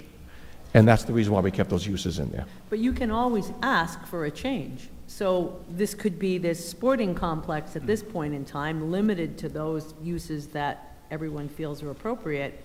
And then there's nothing preventing you from coming back at some date in the future and saying, we're not going to do the shooting range, we want to do X, Y, and Z, we want to change the zone. I mean, people do that all the time, right? But Madam Chair, if we're I not may. entitled to but we're not entitled to that. So if we give up our rights to residential, we never be able to get those rights I back. don't, So, Madam think Chair, that's what I correct. mentioned earlier, again, is what's potentially lacking in clarity in the text amendment is the ability of the applicant to stack uses. And I think if you make it clear that, and I think Mr. Pimentel and Attorney Landry have touched upon this tonight, that their initial intent isn't to have all these mixed uses and a 100-lot subdivision. That the residential component, as it relates to single family, only can occur if components of the shooting range go away. It's not clear in the regulation right now, and I think that needs to be cleared up. And to the point, a simple sentence that I wrote earlier is, with indoor and outdoor shooting activities, 0 residential units are allowed. So if you can maintain an outdoor range and an indoor range, you cannot contemplate single-family development on this property. If one or both of those go away, there is some level of residential density that you would entertain. But you can't stack that 1 acre residential unit density on top of a gun range, outdoor, on top of an indoor, on top of the autominimums, on top of a wedding venue, on top of a clubhouse, and on top of short-term rentals, or guest cottages as they're termed. So I think bringing a little more structure to this so everyone understands that this is the maximum with mixes of uses. And the simple example to me is, if you have an indoor and outdoor shooting range, there's no component of single-family residential on the property. And I think that's consistent with what Rhode Island law says and what existing permits say on this site. But if, to Mr. Pimentel's and Mr. Doherty's point, if an outdoor range becomes no longer viable then there's 80 or so acres that may be available for single-family residential development, but you've already predetermined that density. To Maria's point, we can work with the applicant on the multifamily aspect of that.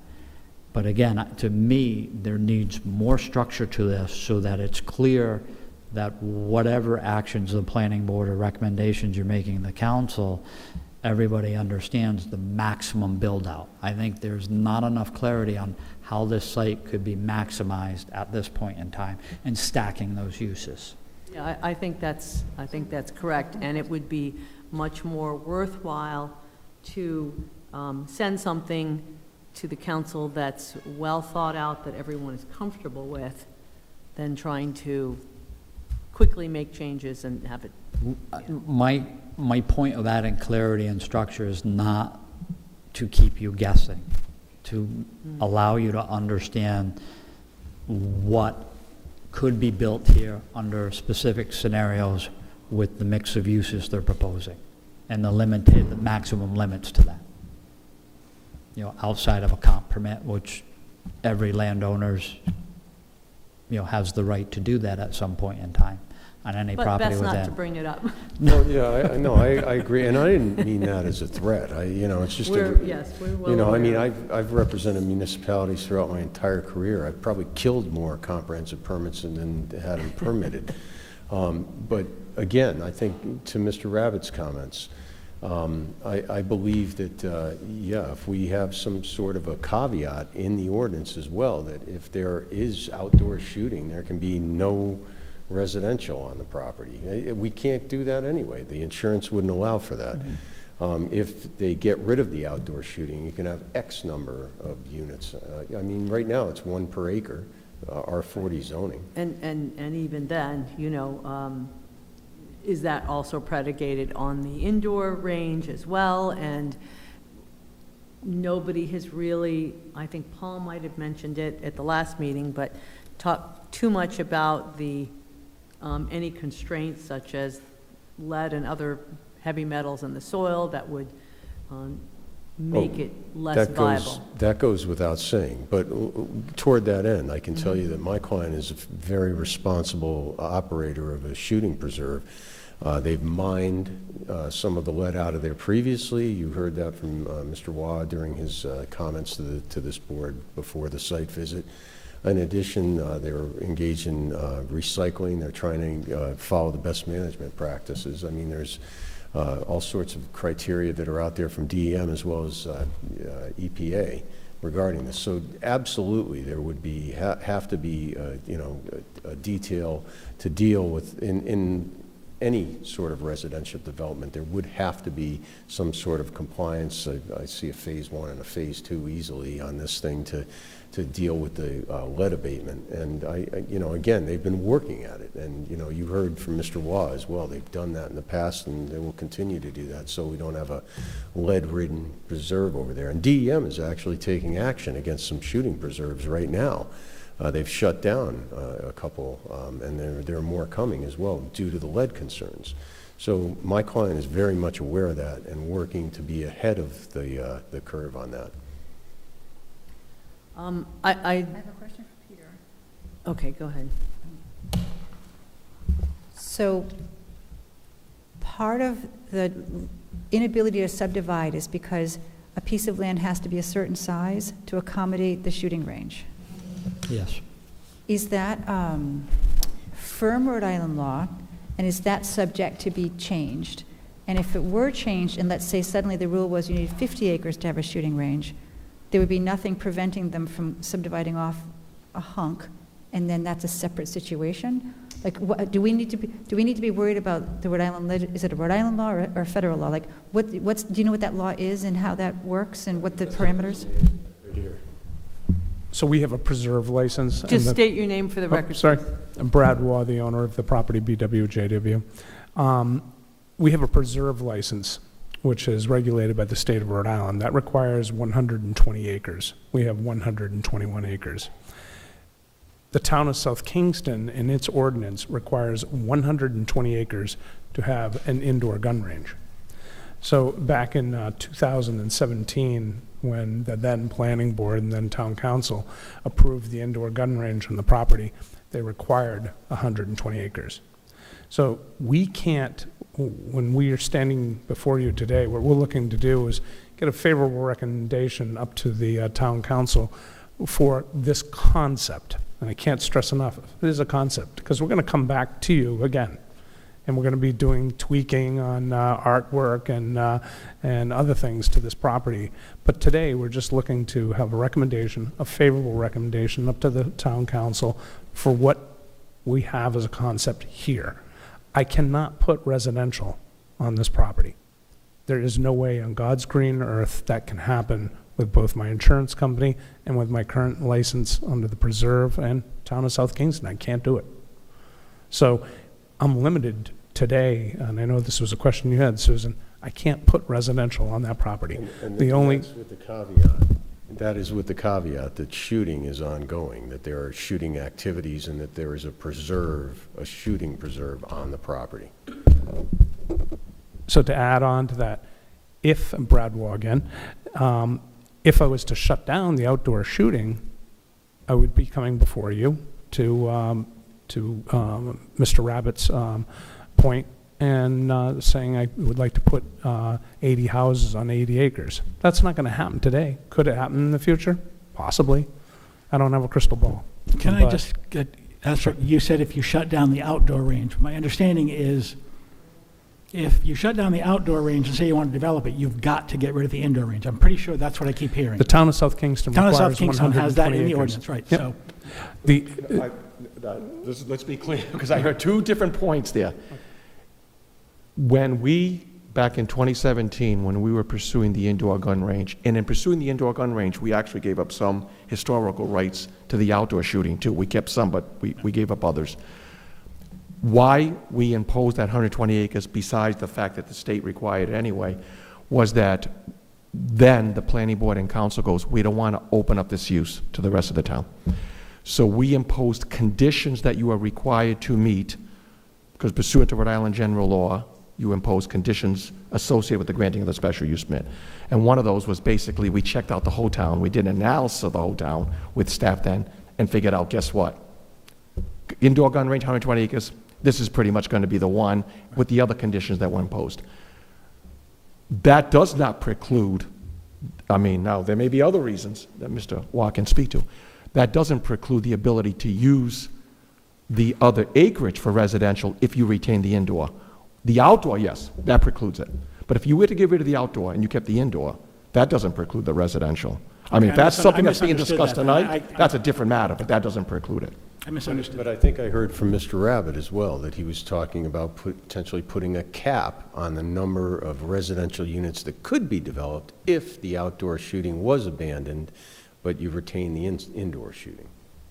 And that didn't come from us, that's from your staff, looking towards your concerns, and we're working with it. I mean, I have to say, you know, I've been doing this over 35 years, and it's refreshing to work with a client who's as upfront as this applicant is. You know, we put in an enormous amount of detail and vision, and we are willing to work. You're not getting a snow job here. We're being fully candid, and we're saying, look, this is what we envision and what we're going to do, provided we can get this ordinance, a favorable recommendation. And also, you know, we face the hurdle of the council as well.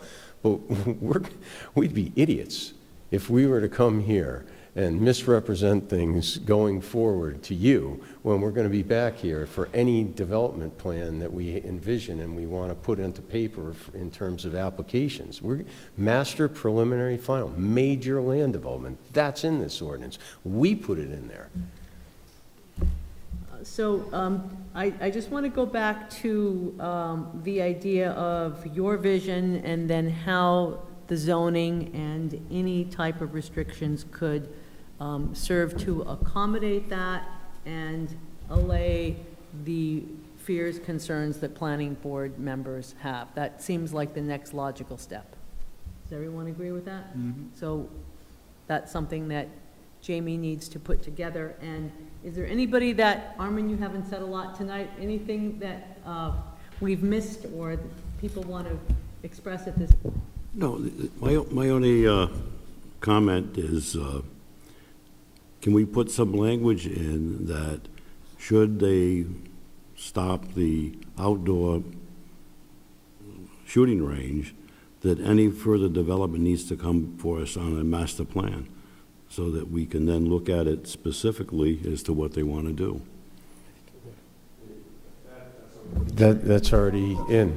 That's in here. Anything that we're doing with this is going to have, say we do it in phases. I mean, you're saying it's in there, but I don't think it's in there specifically by language. Oh, no, it is. It's specifically Well, said. I haven't seen the revised one, that's the problem. Oh, no, it isn't. It was in there from the get-go. If you look on the third page of the text amendment, it says at the top, section 10.4, procedure for approval. The board shall review development of the property as a major land development plan, including master plan, preliminary plan, and final plan stages of review. And then it even goes further. The recorded final plans remains valid as the approved plan for the site unless and until an amendment to the plan is approved or a new plan is approved by the board.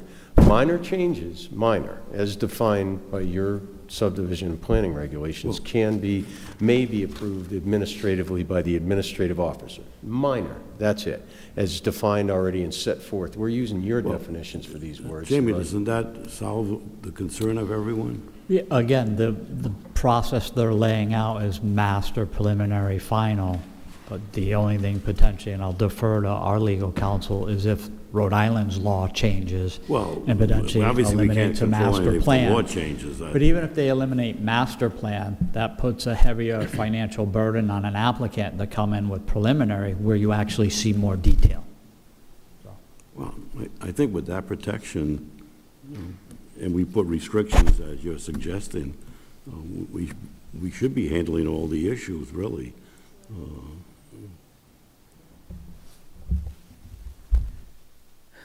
Well, there's no reason we can't outline what we feel would be an appropriate process should one or more uses be abandoned. Yes? No? Susan? So,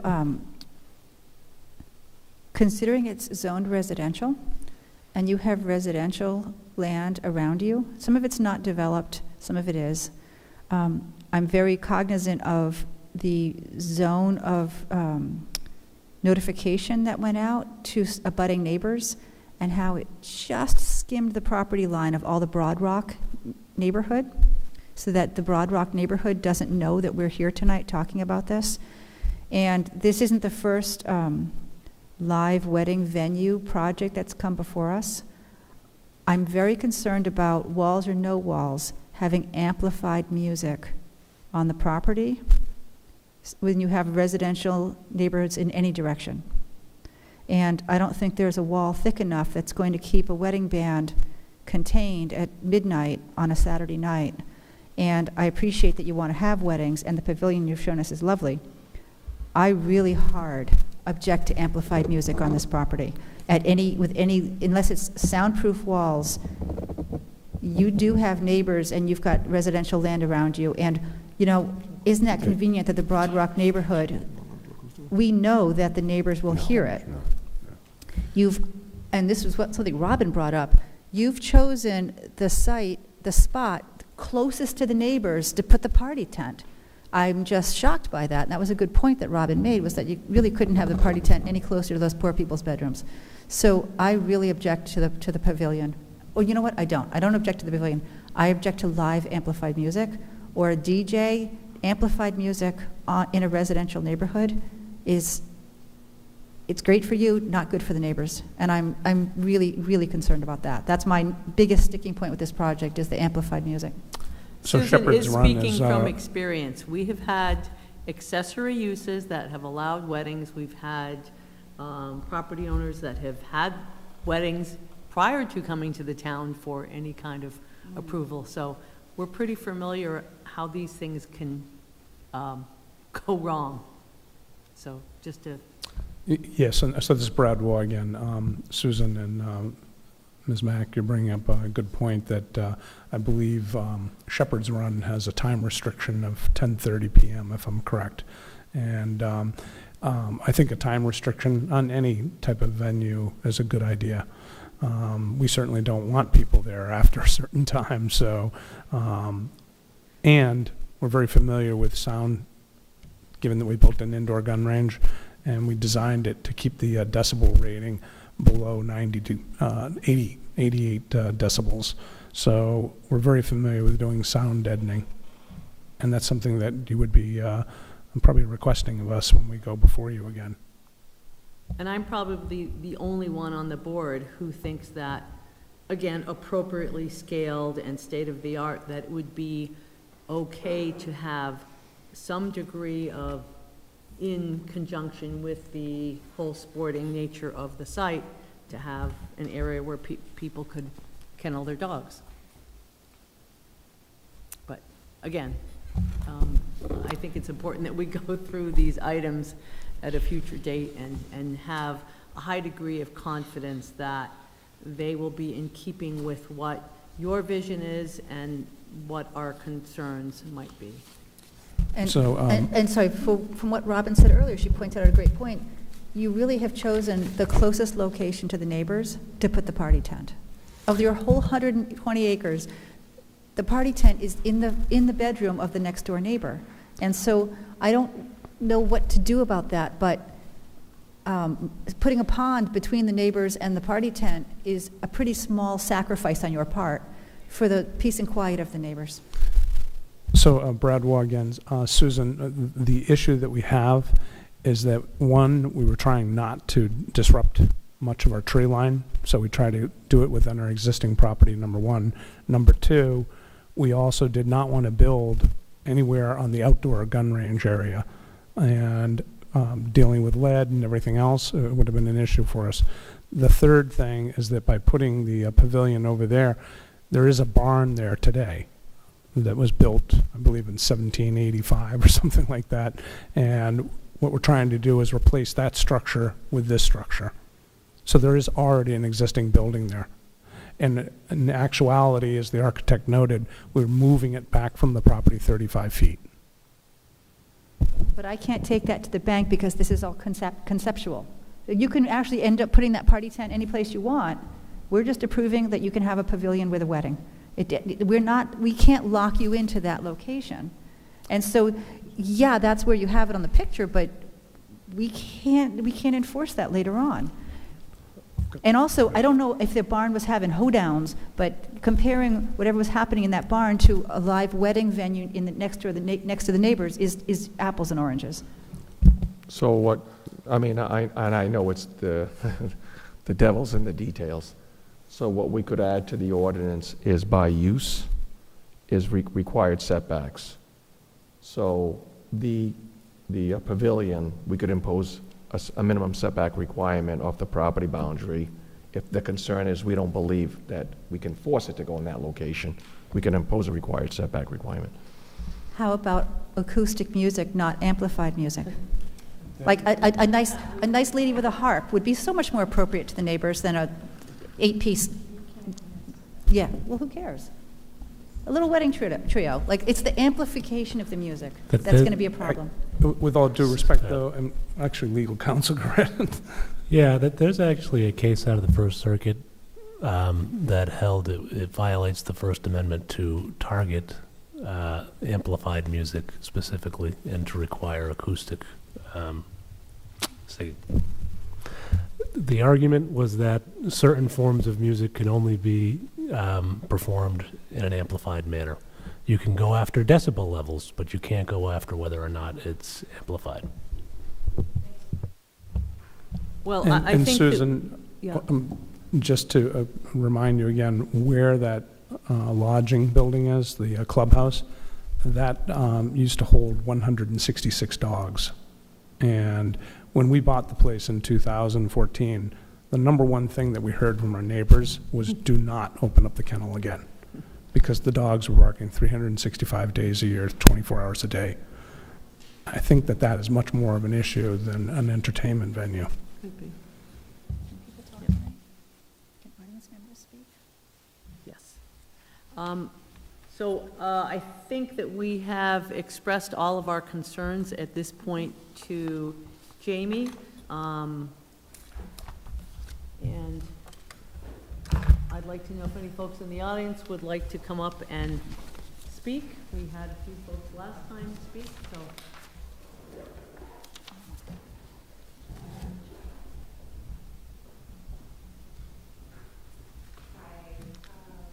Make sure the red light is on. Yep, there we go. Tony Lisa, Arviso Jeans, Frisella with... Richard Frisella. We're the neighbors. So overall, I still oppose this entire project. Thank you for noting that our house is so close there. And putting a pond there, I mean, it's not really going to prevent people from hanging out there and making noise. I don't appreciate that it used to be a kennel, and noting that it has not been open and run as a kennel. So we can't justify the noise that has been there. So for noise that I still oppose to that is going to happen with all of these structures here, I'd like to know from the planning committee, what ordinance are we going to have? Are we grandfathered into the current noise, or do we have like a new noise ordinance? I'm still concerned with traffic, access that comes down our road. In addition, from the comprehensive community plan, the intensity and character is mismatched here. We have a hotel, motel, restaurant, alcohol, event venue, storage complex. And then we have the environmental site and sensitivity, which someone pointed out, the river on the east side. And then also buffering is a discretion that you guys may impose, but it may not be enforced. So that is definitely a concern on our part. When we look at the comprehensive plan, the proposal is wanting to take residential, medium density residential to a district use. Second, they're wanting, they want to convert the R40 land into intensive commercial and client district. I would ask you guys to look at the land use action 1-8. Overall, the plan does not fit with the framework of the district. It also conflicts the use plan goals and policies, like Goal 4, Goal 3, Policy 2.3. There's so many things that I object and would not be in favor of this, and I can't imagine that our neighbors know about this. We did not receive notification by mail, a certified mail. We did not receive a letter. I can talk to other neighbors and find out if they received that letter, but we did not receive any notification. So, that's not a big factor, but you would think something on this large of a scale that all of the residential people that live in this neighborhood would know about it. We're putting a commercial use property in the middle of our residential area. And the plans right now are to put a clubhouse, hotel, pond, whatever that is, right next to our fence. I don't think anyone would approve of that. They would not be happy with that. A single fence is not going to prevent the noise, people from being curious about walking over. You guys, if this is a favorable rezoning that you guys are doing, you guys are putting all of us neighbors in dealing with all of this stuff, from noise, traffic, just right in the middle of it. Richard Frisella. There's a lot of things that could go wrong. It's like you're giving them a blank check. But one of my concerns is the storage unit. I'm not against that at all. Storage units are great. People need to store stuff. These storage units have bathrooms and they have heat, they have AC. Who polices it? To, hey, I'm going to put a shower, we're going to stay for the weekend. And then are you guys going to go there every month and check and see what they're doing in these storage units? If they're building kitchens and hanging out, they have decks. I'd be hanging out there over the weekend, taking my boat out and coming back and having drinks and in and out all night. So I don't know how you're going to police all this. It sounds great. You know, are we illegal spot zoning here for somebody? Are you giving somebody a complete division? What do you call it? A district? I guess the word is district, all for their own use. A lot of things. The traffic worries me, where it'll be in the future. They have a nice little business. It's not too bad. The noise is manageable during the day. It's kind of stable. It hasn't gotten worse. It hasn't gotten less. I'm a little concerned. You pump in millions of dollars, people every night there. Your shooting noise is going to go up. Will the volume go up? 100%. Will the noise level go up? I don't know. That's different. And even if you did rezone it, are they going to get zoned for noise in 1950, or are they going to get zoned for noise in 2026? Do they start from scratch with new zoning laws for their noise? There's a lot of gray areas here. We do appreciate the little fence. We are nervous about the parking area that they think is a parking area that I believe is a right-of-way. We have a deed to the road. I've never seen a deed from these guys that say they own the road. I can show my deed. They say they own the road. They can't. Not a big deal. They don't care about the road. But I would be concerned in a few years if they say, hey, let's make the road this way today. And then who's going to stop them, right? We've got an old bridge there. It's hanging on. The bridge got destroyed during construction. It's okay. We go under there every year. It's all busted up, but we get across it. We don't want, there's a lot of things we're concerned about, and not a lot of answers with any of it. I don't know why they need water and stuff for a storage unit. A lot of this stuff they don't have to have. Do they have to have nightly events and still have storage? Probably. Could they have some little homes there for people to rent? Sure. But the whole package is a big gray area, and I just don't know where it'll be in 5 years if they're going to keep expanding. Like I said, certain parts of it, we don't mind. Storage units, great. We see them all over the road. You store your stuff, you come during the day. But nighttime noise will affect everybody. It's funny, he said the kennel was noisy. The kennel was very loud. I worked in the kennel when I was a kid, very loud. But guess what? All the doors had guillotines on them. No dog stayed out at night. Every kennel had an indoor unit. 80 of the kennels were in a big, giant concrete barn with probably 6-foot walls. I mean, the walls on that old barn are insanely thick. So there wasn't a lot of outside kennel noise. If there was, I mean, this is going back 15 years. It's irrelevant, but we really don't want a lot of nighttime noise. The noise level now is fine. If you open up Pandora's box here and give them millions of dollars to invest into the shooting, it's going to be rough for the neighbors. I know they'll be happy, probably great for them. I don't think it's going to be great for the neighbors. Somebody's going to be happy. I'd like this thing scaled back. To me, it seems like 10 pounds of potatoes in a 2-pound bag. They're trying to squeeze out every inch that they can, and we have no way to control what they're doing at all. You know, you're not going to be able to go into those units. You're not going to be able to change anything.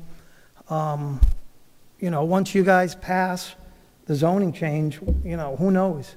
But the bottom line is it's zoned for residential. It's not zoned for commercial. They had a special exception use, and I feel like you're going to be swallowing the spider to catch the fly as this keeps going on, and it gets bigger and noisier, and then the neighbor's going to really be unhappy.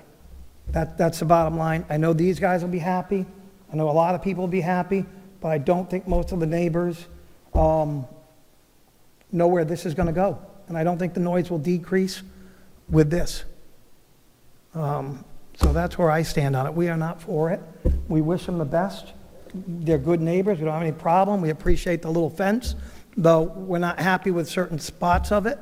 But that's irrelevant. The fence isn't even where we're at right now. The point is, it's not commercial zone. And I'm just surprised that you would put a commercial zone. They don't show all the houses around, they just show a lot of trees. You are in a residential area, and I know the plan from the town, it was developed a long time ago for residential areas. I don't know why we would go full circle the opposite direction and go to a commercial space on top of a residential area. So that's all I have. Thank you. Thank you.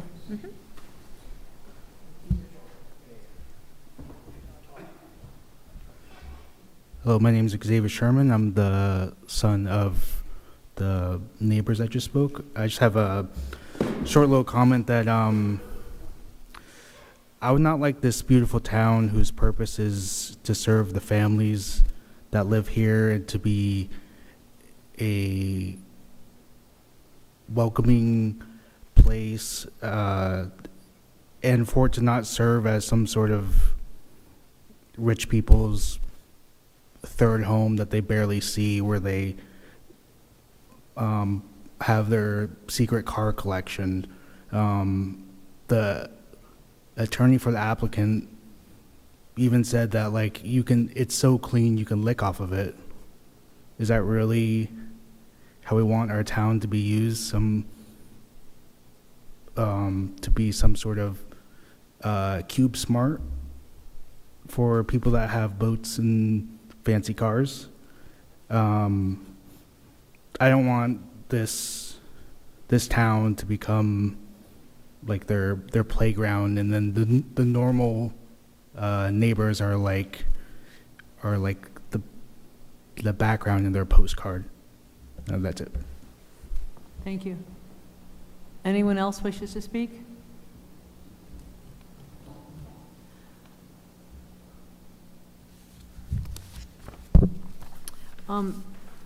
Jamie, for clarification on the zoning, we all understand that it's zoned R40.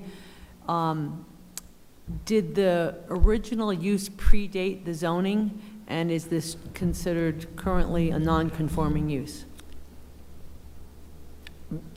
I'll give you what my understanding is, and that's based on our project memo. I believe the shooting range origins are somewhere in the late 1940s, early 1950s. So it's been viewed in part as an existing non-conforming use. There was some permitting associated with the continuation of those uses with the town council when the property was acquired, but I'll defer the majority of those questions to council.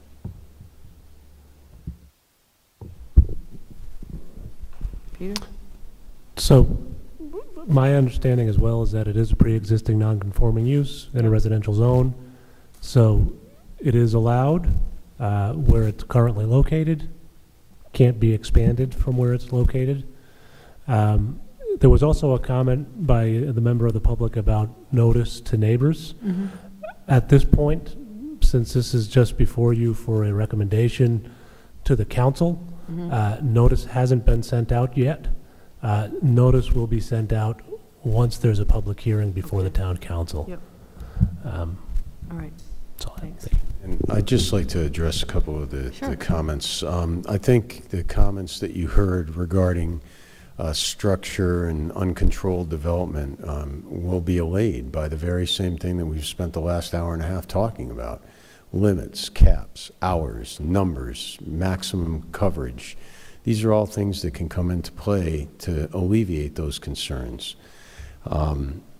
It's not going to be a cube smart, and I did say these storage units would be probably, you could eat off the floor of them. That's people that will be, these aren't going to be like something that you see off of 295 or on Route 4. They're not going to be these ugly cube smart storage places. These are going to be luxury condominium, premier things. People will be storing very, very valuable objects there, and for good reason, due to insurance regulations that don't allow for the storage of antique, vintage automobiles and things of that nature below a certain sea level. And that's why it's being proposed here, and that's, it's clearly been identified as a demand in South County.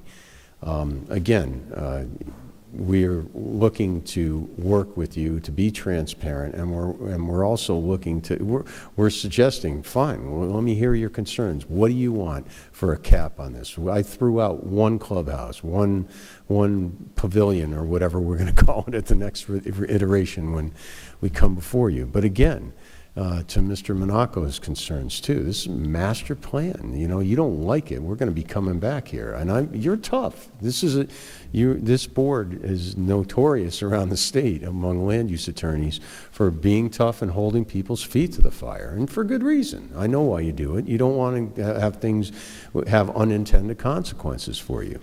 And I respect the toughness of this board, and your council has weighed in, your planning department has weighed in, your director. We're not, again, this has been a reverse process, as Mr. Pimentel so aptly put it. We've provided a tremendous amount of detail. So we've heard your concerns. We're willing to put a cap. We're willing to put those numbers on there. We're begging for a favorable recommendation in a manner that's not going to infringe upon the neighborhood. And again, this developer, this owner, they built an indoor shooting range with very, good sound containment thus far. There are ordinances in place. We're not going to violate those, or we're going to be issued, a summons to come on into court. But in any event, I think all of these things can be addressed through limitations, and we took a stab at it initially when we were putting in the square footage, the building heights, the lot coverage, the percentage of overall lot coverage, and we're receptive again to putting more in. And willingly putting more in order to meet your concerns. And again, one of the first things, we're coming back to you for 3 stages of approval for each and every development that comes onto this property. So I think these concerns, they're greatly exaggerated, and I do think Mr. Pimentel's report lays out how this is consistent with the comprehensive plan. We've identified a number of elements in there that it does satisfy, and it's in conformance with. If you have any other questions, we're all here to answer them. Anyone?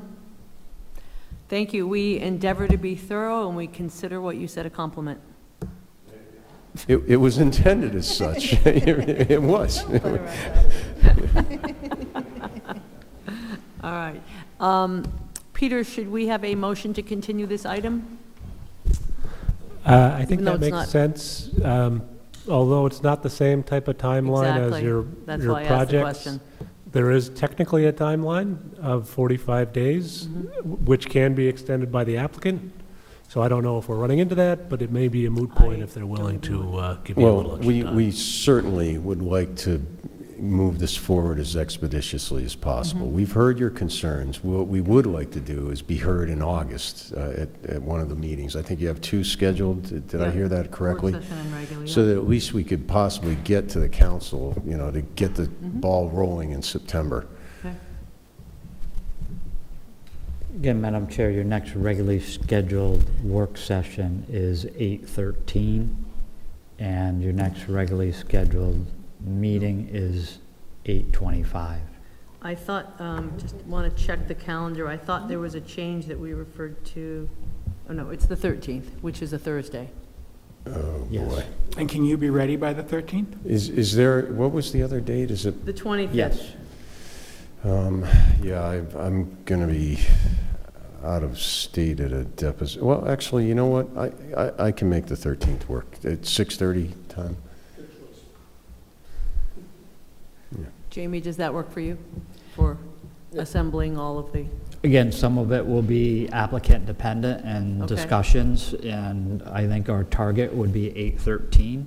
If we're not able to make that, we will inform the planning board and put it, All I right. would say for people who are following this as abutters or interested parties, to check the town's webpage for the agenda. Typically gets published the Thursday before the scheduled meeting.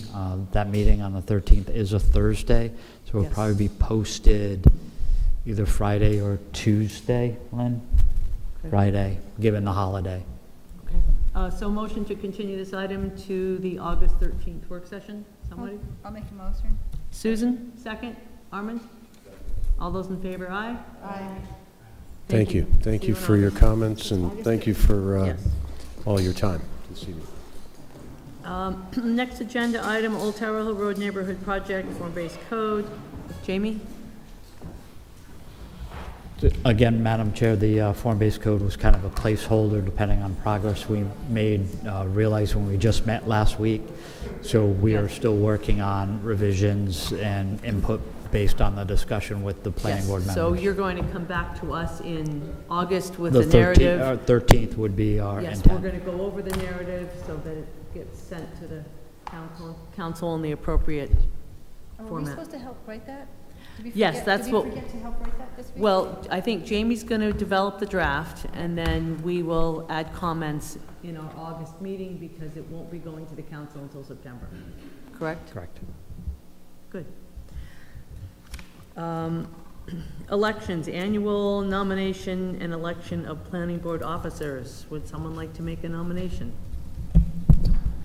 I would like to make a nomination for Maria to continue serving as chairperson of our town, of our planning board. We have a second from Paul. All those in favor say aye. Aye. Motion carries. Next is vice chair. I'll nominate Susan to continue as vice chair. Motion from Paul. Do we have a second? I'll second. Second from Caper. Thanks, guys. All those in favor say aye. Aye. And secretary, So right now it's Liz. Does Liz want to continue doing it, or does somebody else want that honor? it's kind of a non-existent. Yeah, bragging rights, right? Does someone want to nominate her? Can we nominate her while she's not here? Yeah. Really? Does she want to do it? I think we need to hear what She's not here, so we can sign her up for everything. Yeah, decisions are made by those who show up. Yep. Okay, so I'm glad I made it. Is that? I'm glad I made it there. So, is there someone that wants to nominate Liz? No, she'll get mad at me. I'll nominate Liz. She can get Okay. mad at me. I'll second it then. Okay. All those in favor We say can do it aye. together. Aye. Aye. Motion carries. No, the second is just for purposes of discussion. We need so the next agenda item, other than the report of the administrative officer, which everybody has read unless anyone has questions, the next CRC meeting is August 12th. I got it. Yes? Yeah? All right, we have a volunteer for the 12th Thanks, Paul. morning. Yes, please. Did everyone get that? Paul's August going to 12th. be the TRC TRC. designee. Nice, thanks, Paul. Okay, Well, there was no meeting in July, so okay.